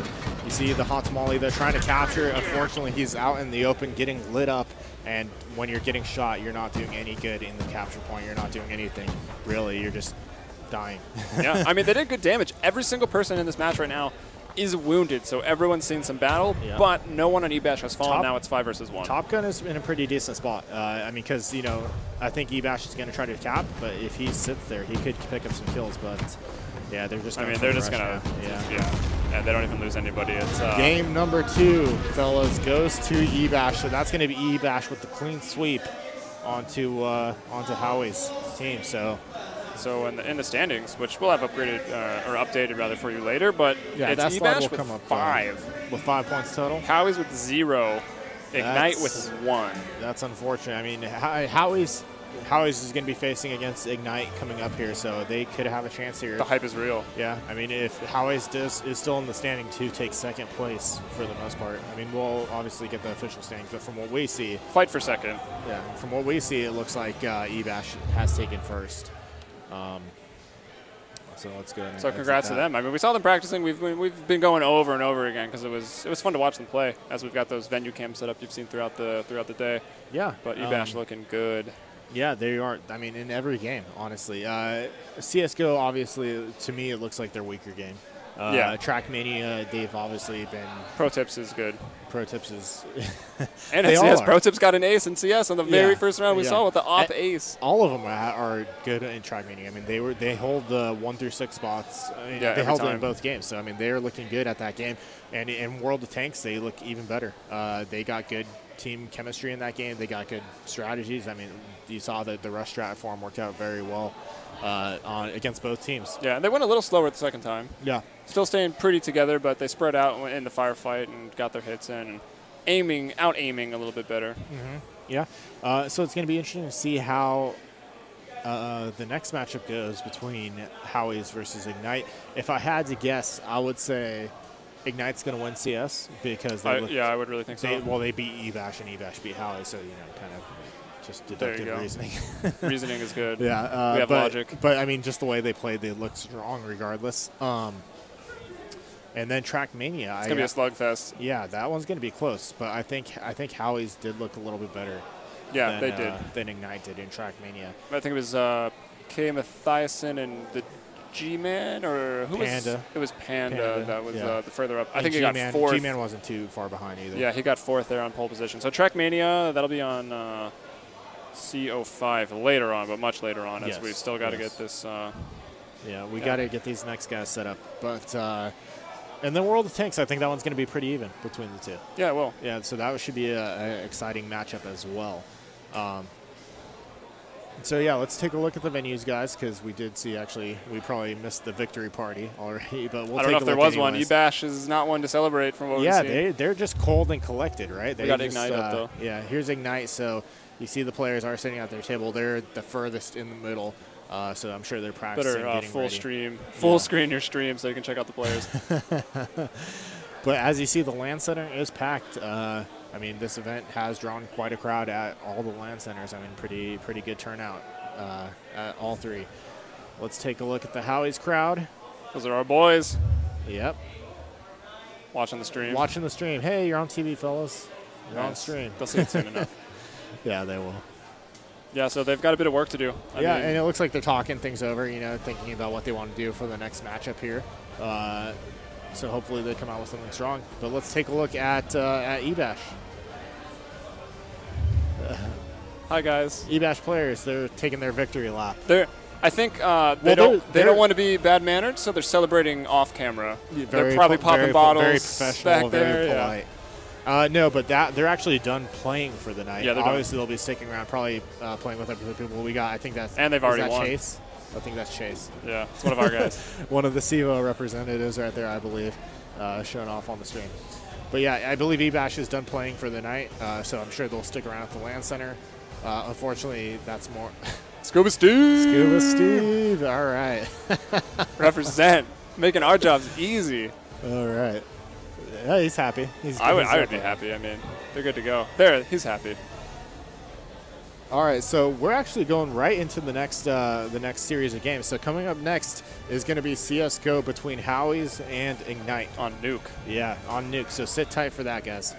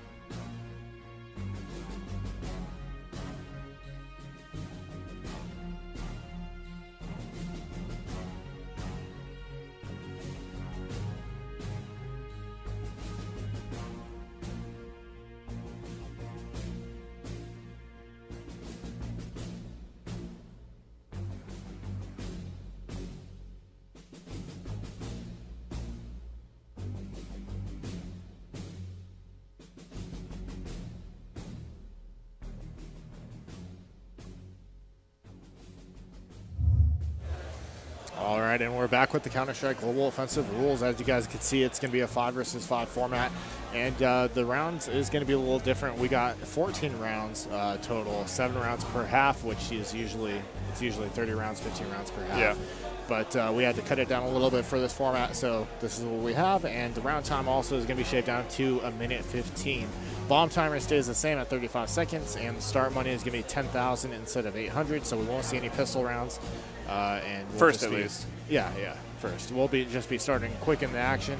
Map pool for the entire tournament was Dust 2, Nuke, Inferno. We already saw Dust 2 and Inferno. So this match we're going to be seeing Nuke. And we've got Train behind the rules there. Just, shout out to Train. Train. Everyone loves that map, right? Yeah, exactly. In the event of a tie, a 7-7, there will be a 1-round sudden death overtime, and obviously whoever wins that will win the match of CS:GO. I like that. I like that format. It's, should use pretty it. Cool. Use it in league play. Use it in league play. I think the pros will be pretty upset about that. I know someone at CEVO is ready to adopt it. So the pros will be up in arms. Maybe make it the CEVO pug overtime if there's an overtime. Maybe we could. So it's a little. I mean, nothing's really on the line. I'm sure Will is watching the stream saying no. No, we're not doing that. We will not do that. So yeah. Those are the rules for CS:GO, and the players are joining the server, so we should be getting into it very soon. Talk a little bit about the map. It is DE Nuke. Maybe we could go into the game here, and we could draw some stuff on the map, talk about different angles. Yes, we haven't used map drawing yet. It's my favorite thing. The games have been starting very quick, so yeah, we haven't, unfortunately. But yeah, we're going to go see the warm-up, so we'll talk a little bit about the map. DE Nuke, a very one-sided map, and that one side obvious advantage goes to the counter-terrorists. Yep. So knife round, which wasn't in the rules actually, knife round, there's going to be a knife round, and whoever wins the knife round gets to pick their side. So that's going to be very important for these teams. Whoever gets that knife round, where do you knife on Nuke? Outside. Outside? Yeah. You don't want to brawl inside? No. It's always outer. No upper, no lower? And I know Spangler is running the show, so he'll say outer. Spangler, come on. such a stickler for the rules. As Spangler runs a tight ship, all right? Yeah, I mean, you could say this is a pretty unique map. I mean, most maps are kind of in that 3-lane setup, kind of following the Dust 2 model, but not Nuke. It's very up and down, very vertical. It is. It's. I mean, the verticality is what makes it so unique. And not only that, but from that comes vertical sound, which can really screw you up. Yeah, it's not very good. Yeah, you might think the bomb gets planted in the lower sight, and it's actually in the upper sight, and then that wastes a bunch of time, and it really plays with you. But you can't do the Pub Masters diffuse anymore. No. Shout out to the Pub Masters. No, some people will get that. Yeah, they will. They will. Some people will. But yeah, so I mean, it's a very CT-sided map. It's gonna the inner sight, especially with these smokes and these low bomb timers. I mean, if the CT just smoke the hut and the squeaky door, that's gonna pretty much shut down. Yeah, you wanna free cam it and show people what hut and squeaky door are for those less familiar? You got no clip on free cam. Yeah, so here's the inner bomb site, and this is a CT defensive position called Heaven. And you can see the terrorists come out of that door right there if they do go inner, and that squeaky door right there. Does it even squeak in CSGO? I don't know. Not really. It's like one of those things that's it's not like what it was. So ingrained in my head it's that squeaky door. I hear it every time, yeah. I hear the squeak regardless, even if it does. Exactly. It's just ingrained. And then, so we're talking about verticality of the map. So if I go through the floor right here, here's the lower bomb site. And as you see, there's some vents that connect to the upper bomb site, as well as a couple passes here. And word from the producer, we're going to check in with eBash because apparently they're celebrating with their victory. I told you they were popping bottles. Okay, so, and it is official. eBash is going to be the first place winners, and they're celebrating, so we should have them coming up on the stream right now. Here we go. And such excitement. They're just withholding. Are they on the stage right now? I don't know. Maybe they're being spotlighted. I can't see from here. But yeah, they are. There they are. I see them. They're on the right side of the screen there. So they're the first place winners of the trifecta tournament here. And the triathlon, sorry. The triathlon. Yeah. They're Olympic winners. Not really. This is not the Olympics. Maybe someday. Maybe someday. It's getting very popular. Like they said, LOL championships had more viewers than the NBA finals. Right? I believe. I don't know. Did they? That's what some crazy stat like that. I feel like a LOL fan said that. That was in the key address from Jensen. Oh, was it? Yeah, he said that actually. Oh, nice. But yeah, you see sorry, eBash. I'm a Dota 2 caster. I just tuned it out. I heard League and I was like, nah. You see eBash is very happy. They're celebrating. Congratulations to them for getting first place. Hopefully and you see the fists. Celebrate, the fist Scuba pumps. Steve. You were cheering in front of the camera earlier. Where's it at? They're waiting for us. I think they see themselves maybe with some of the delay they popped up. Yeah, they're all just looking at themselves like, is that me? I want to go. I was like, give us a nuke. Yeah, let's get back to the game. So we talked about the verticality. We showed both bomb sites. And we'll talk about, let me go towards outer, because for me, the outer play. Big part of this map. The outer play is where most success comes from a terrorist team. Especially if you're not familiar with all the strats, the pop flashes you could use inner. Yeah. Outer is probably. Which take practice to learn. I mean, pros will sit and practice flashes and smokes to get that location, to take sites over and over again. Yeah. So outer, you see the terrorists come out from here. They're kind of in a little bit of a choke point. What they see is a draw big on the garage. map, Clay. You want to draw on the map? Draw where you drop the smokes. So yes, if you're a terrorist and you know the T smokes, here is where the CTs play, usually in this spot and in this spot. So they got angles going there, and this guy can come out and look over here to see where you're coming. Your goal is to get to this position or get hit into this site, into the big garage, and take out the CT. So what you could do is you could throw two smokes, which essentially cut off. That's a bad line right there. I think we're taking your drawing privileges away. There you go. Smoke right there. Cuts off the line there, makes a smoke wall. So you could actually get to these positions without being seen. Yeah, you can get to secret, which I don't know if we want to free cam through it, flying through secret there. Goodness. Yeah, secret is a new addition. It's not a secret. Yeah, and basically what secret is it's a stairway that goes down to the lower bomb site. And if you smoke off, you can sneak down in there. And then you basically have the CTs trying to guess where you're at. Yeah. So outer allows more options than just running into a meat grinder. inner.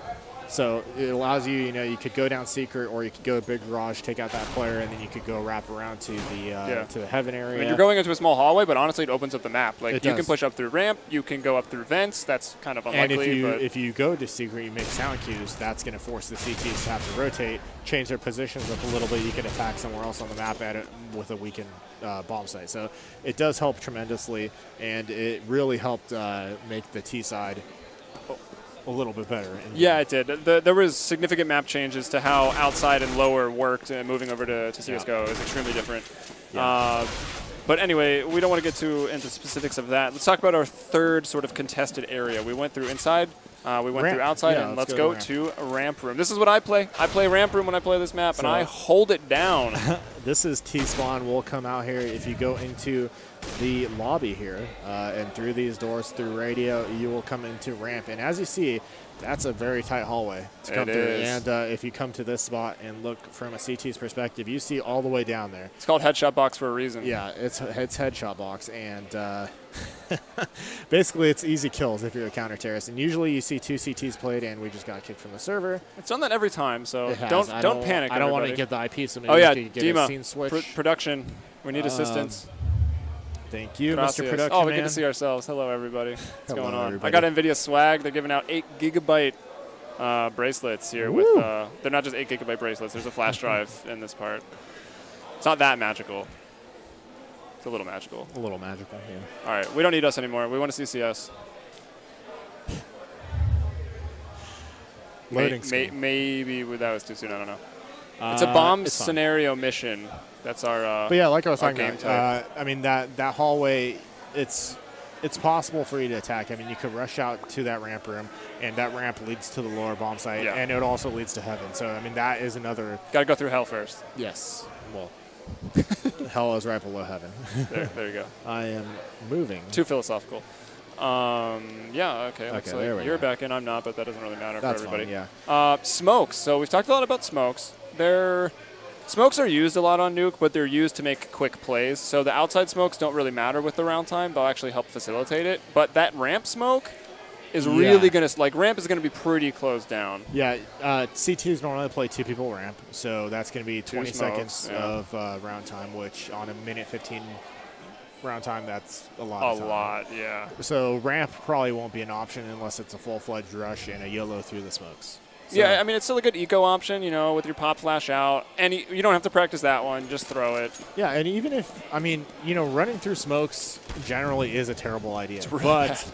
It can catch people off guard. One of the pro teams in SIVO, it's not expected. They love running through smokes, and they catch people off guard all the time with it. And I'm specifically thinking of Dust 2 at the B tunnels. They always run through the smokes, and they'll have someone run backwards and throw a team flash for them.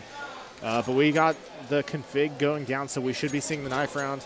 And it is knife outer. Like I said, Spangler runs a tight ship. Knife in big garage. Well, I guess they'll probably go in there. All right. So we got our aerial view here, and we'll see the teams coming to stab each other repeatedly. Yeah, we had actually the last knife round on Dust 2 with Howie Z-Bash. We had a team kill on the knife round. Panda actually took some teaming damage, so he's starting off a little low. They're ready to go. They jump up high. Mathias and with the first kill there, so 1 for 1 right now. Oh, look at that flank from Clutch jumping off the box. Nice moves, but they're Jordan on him. Yeah, not going to work. Howie's gets the win. If they don't pick CT, that would just be pure insanity. It really would, especially. I mean, it was obviously announced. We didn't really get to see the fantastic celebration. We'll assume they're doing it now. But eBash has already won, so this is really the battle for second place. Yes. Ignite have 1 point overall. Howie's have none. So potential for a tie for second, which will have to be broken. But we'll get to that later. Yeah. So we do see from the CTs 4 scope look. That's too much, in my opinion. I was going to say, I thought they were pulling out the double scope look, which is perfectly fine on this map because you get an off or a auto sniper at ramp, and that works out perfectly. Yeah, it does. The round restarted, but I'm assuming they're going to buy it again. They thought it was live, and they didn't reveal their weapon, so it's not like they gave anything away. Yeah. But yeah, all the ops. The auto's got to be going inside, right? I mean, that's where you need the highest rate of fire. Do you think it's ramp? Ramp every time. Well, if it was me, I'd put it ramp because, I mean, it's just a meat grinder. Like you said, you have all the terrorists coming through that small hallway. It's easy to get kills there with auto sniper. You just hold down the fire button. really. Yeah, that's true. It is automatic. Op outer. But yeah, this is too many ops. They're going for the boost, though. Do the do. Trying to peek in that big garage. You can see now from Matthiassen's point of view, I mean, this is where you're watching the peek on that lower box. You don't expect the boost, and do the do, does the deed. He brings him down. That's the first kill, drawing first blood. Now that op is down.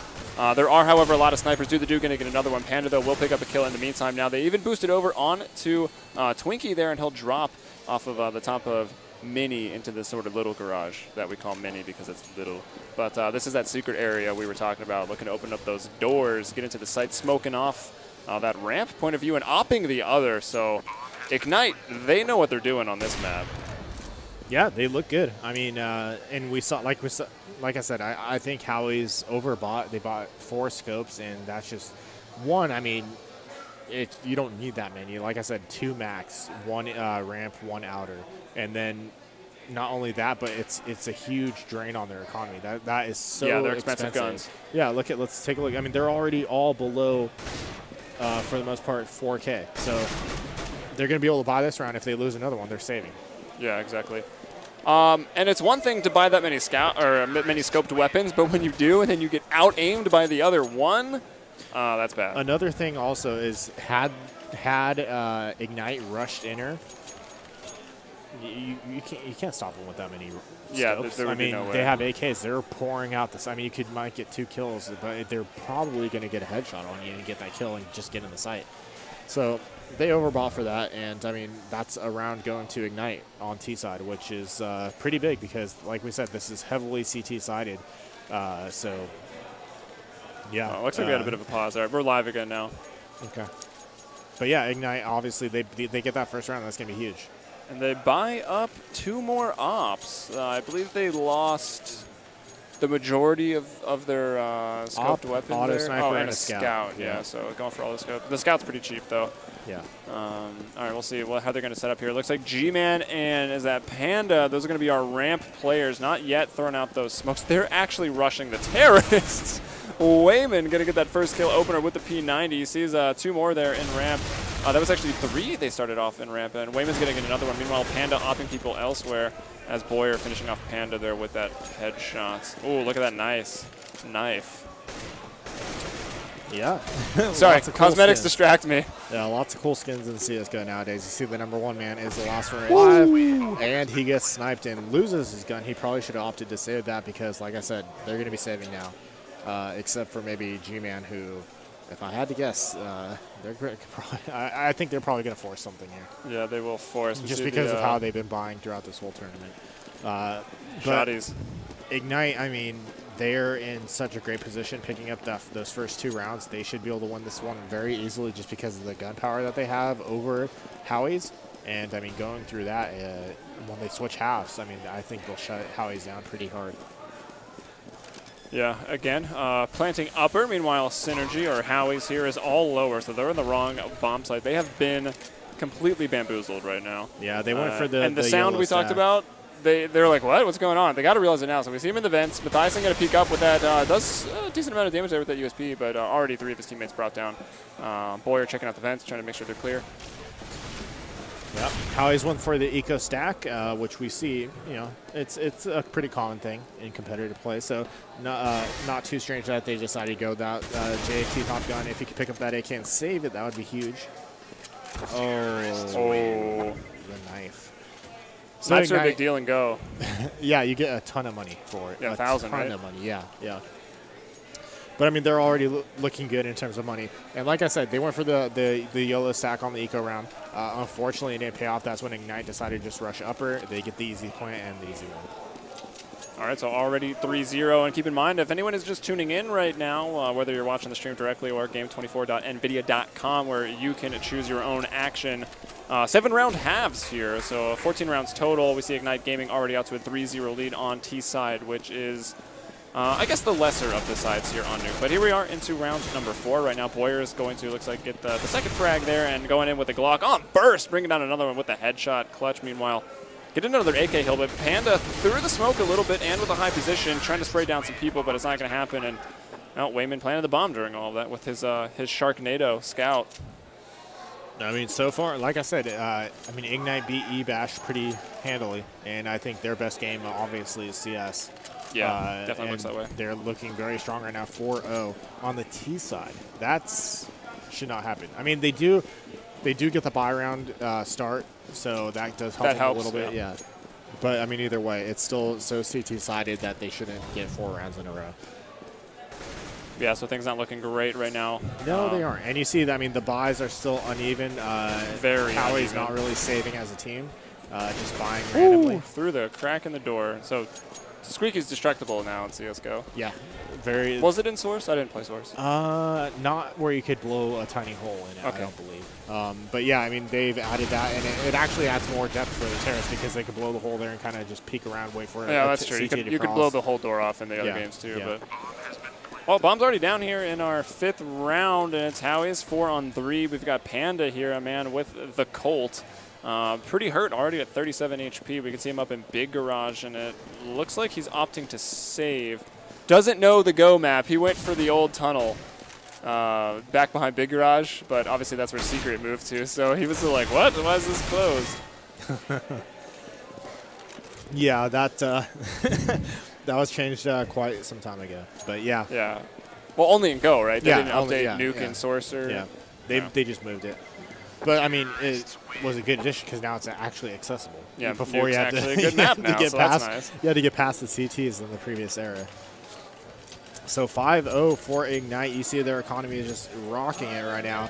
Howie's Game Shack, they do have a losing bonus because in Go, if you lose consecutive rounds, you do get more money each round. So they are getting some money, but it's just not helping them. They do have a buy going out here. You see a scout. Lots of scopes once again, and like I said, it's just too many scopes. Good flash there. Mathiasen going to open up here with that first kill, looking to get a round on CT at least. Maybe they can string fuel when they switch over to T. But they might only potentially have 1 round when they switch sides. I don't know. We're going to see another kill there from Mathiasen. So for the first time, the man advantage in this round. But the big flank coming through quickly. He's brought down. G-Man got clutch, but do the do. We'll put him down now. Opping do the do with 2 op kills apiece for who was it? Mathiasen, who is down, and obviously do the do. Yeah, we know Mathiasen is a star player for Howie's, and do the do, playing that smart role, waiting for that the rotate to come down, trying to get the flank. Panda just almost TK'd Hot Tamale. Hot Tamale almost TK'd on Dust, though, when he bought the Negev. Yeah, He did. It was a little bit of payback. Not the time for it, but maybe a little bit of payback. Bombs planted, though. Thane in lower. They smoked up the plant as well. Again, lasting 10 seconds. Going to be pretty good in a standard bomb timer, so it actually doesn't really change anything.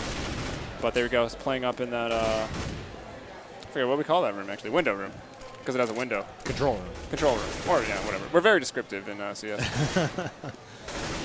All right, trying to get out those doors. Thane, though, behind the silo. And he's got that AK on him. He will get him, but quickly the Hot Tamale. I don't know if he doesn't have a there's kit. no time to defuse, and there's no kit. You got to buy it. It's 400, but it's well worth it. Well worth it indeed. Possibly could have won that round. It would have been close. close. I think he was still out of time regardless. But I mean, they killed everybody, forced some rebuys. Unfortunately, it's not going to be enough because the economy of Ignite is just way too strong, whereas Howie's still struggling. And another mixed buy. P90s all around. Honestly, they're going to have better success with these P90s than they have with their scoped weapons. I think so too. If they get up close, I mean, the multiple 3+ scope buys is just way too much. Yeah. Actually, do the do. He's posted up in hut. He'll back off to lobby. If you get to the hut, it's roughly the same time, so it's kind of risky to peek that hut. But if you get the opener frag, Terrace get there first. Terrace get there first. Yeah. So you get that opening peek and you get the kill. You can generally take upper, but we actually do see a TK. Wayman will take down clutch. Oops.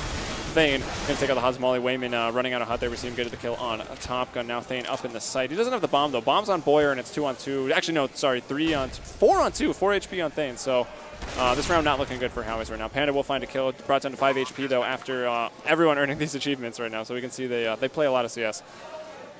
Yeah. The hip shot. That was a no-scope with the op, which is very hard to do. They're coveted. Yeah. It's a good trash talking point when you're playing in a pub. And you see, once again, the vertical noise. Synergy G-Man, he is in upper, thinking the bomb is planted upper, but he's got to get low. Oh, Does it quickly, finds the kill. G-Man a little slow to react, and that's the half. 7-0 on a CT-sided map. Yeah, perfect 7-0 for Ignite. That's, I mean, honestly, I don't like to really sugarcoat it when you see it like this. That's probably going to be the game here for these guys. I mean, Ignite winning 7-0 on the very harder side, they should be able to take this next round and just close it out. Yeah, and they'll actually probably demonstrate how you want to play this side of the Yeah, map. I mean, we saw Ignite. They know how to do the smokes CT side on Inferno, and you see they got the smokes going down already. Why does he have 28 HP on Panda? They are just pushing, and Howie's looking to run some people over, trying to get that T-sided round. Maybe if you reduce the round time, it's T-sided.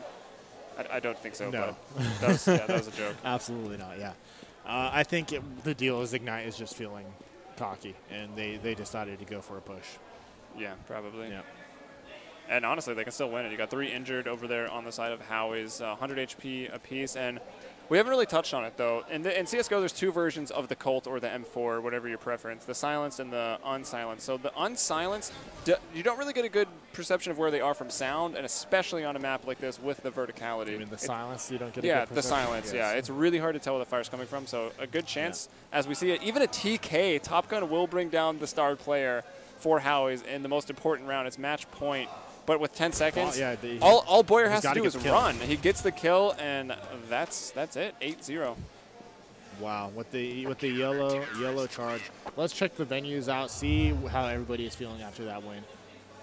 Ignite. It looks like I see them stirring a little bit back there, but not too much, as the Howie's guys are being talked. Oh, and we are on a delay, so I think that's actually Chris giving them some instructions. Boss, yes.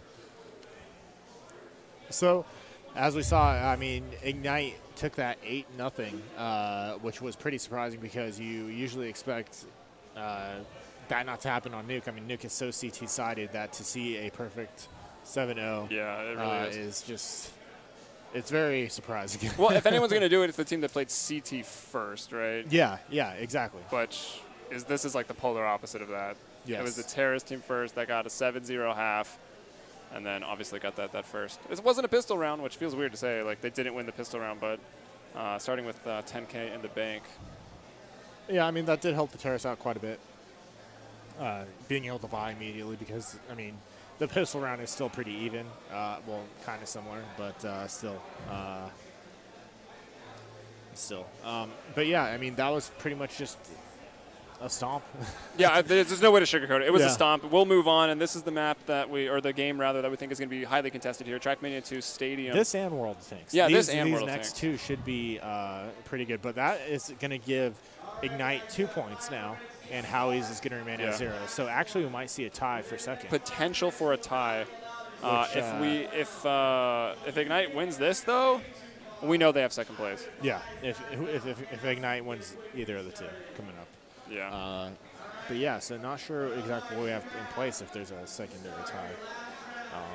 Might have to do some type of tiebreaker, but we'll see if we get to that.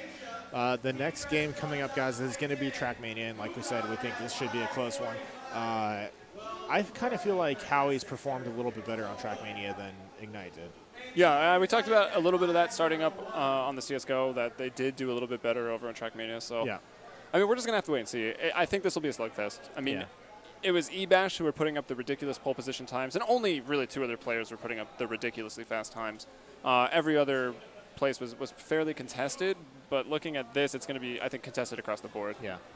But before we get into that, let's talk about some other things as well. I mean, you guys are watching the Game 24 24-hour stream brought to you by Nvidia, and streams going on all over the world. You could check that out at game24.nvidia.com, and there you get to be your own director. Check out all the streams going on. We hope you stick with us, obviously, because we want you to see these games. And then if you didn't see the keynote address from Nvidia, you saw that they're going to be releasing 2 new graphics cards, the 980 and the 970. Yeah. And those things look pretty impressive. 30% more powerful than the 780. Yeah, that's going to be a big deal. Yeah, and lots of new technology coming in with that. I think 4K compatible, lots of a different lighting system, and they've even got a new monitor that they're pushing alongside the card with the 4K capabilities. Comes a 4K monitor, and we've all heard the term V-Sync, vertical sync. They've got their new sort of proprietary system coming out with a monitor called G-Sync. And Yeah, it looks pretty awesome. I feel like that's already been out. Is that already been out? I think so. I don't know. I'm still sitting on I'm still on the 660 Ti. When I heard Jensen mention it, I was like, yeah, G-Sync. I know what that is. Yeah, I know what that is. I could just be totally wrong. Who knows?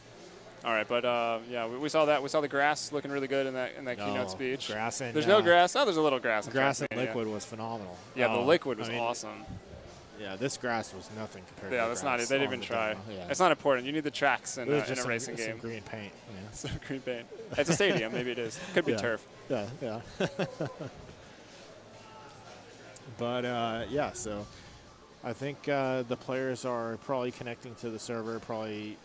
Yeah, I see a couple of them in it right now. I'm trying to get in there myself. Like I said, though, to me, Howie's performed better on Track Mania. We saw Ignite go against Ebash, and during that matchup, Ebash pretty much had 1 through 5. I think there was only one player from Ignite in the. And it was in fourth, I think. Yeah. Yeah, they had one player. Yeah. So they were struggling on Track Mania. Hopefully, in the break that they had time to play and practice some more. But either way, we know that they get the warm-up time to learn the map, so they should have plenty of time to get that going. All right, we're going to take another look at the venues here. Oh, there they are. Mission Viejo, California. That's us over at Howie's Game Shack. That's the Howie's squad. Some of the staff of the place sitting up behind them there. And over in Chicago, looking pretty packed. We put our tournament PCs in a less traveled area. Yeah. we got the other venue cam as well. Maybe we'll show it sometime. Yeah, they're loading up the game. They're getting in there. So probably talking about how giving themselves a little pep talk. You don't really need strategies for Trackmania. It's just go around as fast as possible. That's it. Drive well, guys. There's no collision. There's no draft. What is it? I wish there was a mode with collision, because I think that'd be just hilarious. Super fun. Yeah, everybody get crisscrossing tracks where like you go over the path. Yeah, or just fighting with someone in a turn and knocking them out. That'd be awesome. Too. Yeah. But yeah, so. And if you guys are just joining the stream, Ebash actually did take first place. Yeah, so that's the big news already. 5 points, right? Yeah, they've got 4? No, they've got 5 points. Oh, okay, so it's just for the wins. Okay. All right, so they got 2 points, and now tying it out for looking for the tie or potentially the victory. Ignite obviously want the victory. They feel good after the 8-0 stomp. But looking at their both of these teams' lesser games, I guess. Hard to say with Howie's. But Ignite's lesser games, at least, on the Trackmania. So it'd be a big time for Howie's to make a stand for themselves and look to get out of here with a second place. Yeah, well, like we said, Howie's needs to win these last two to tie for second. So it does. Rough position. Yeah. But Trackmania, you go around the track. There's not too much to cover. I think the most points we can make here are on World of Tanks, and it's going to be on our most dynamic map too. So it's El Haloof for World of Tanks. So we're going to have a ridgeline, a capture point. There's a little town where there's a lot of contention. Yeah, both teams start on top of a ridge, and then there's a big valley. And the cap point. And you can see dynamic play styles. Like teams can rush down that valley. Either team can rush down the valley, go for quick flanks, look to get some early shots in there, get some frags. There's also up in the very, very north, and we don't have the map up now, but over in it's like Alpha 1 and 2, and then Bravo 1 and 2, sort of that section of the map, where 2 ridgelines connect. Yeah, we'll talk about that later. But up next is going to be Trackmania, so sit tight, fellas, because we'll be right back.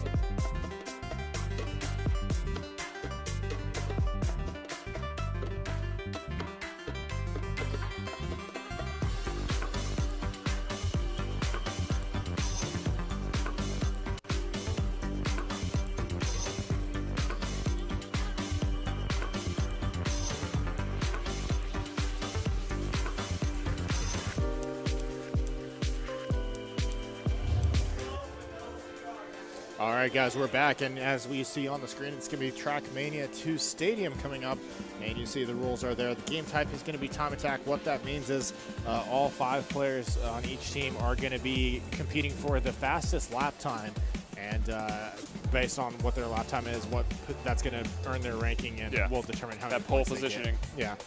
So, like I said, it's going to be 5 versus 5. The warm-up time, there will be a warm-up time. It's going to be 5 minutes, and that will give the team plenty of time to learn the map.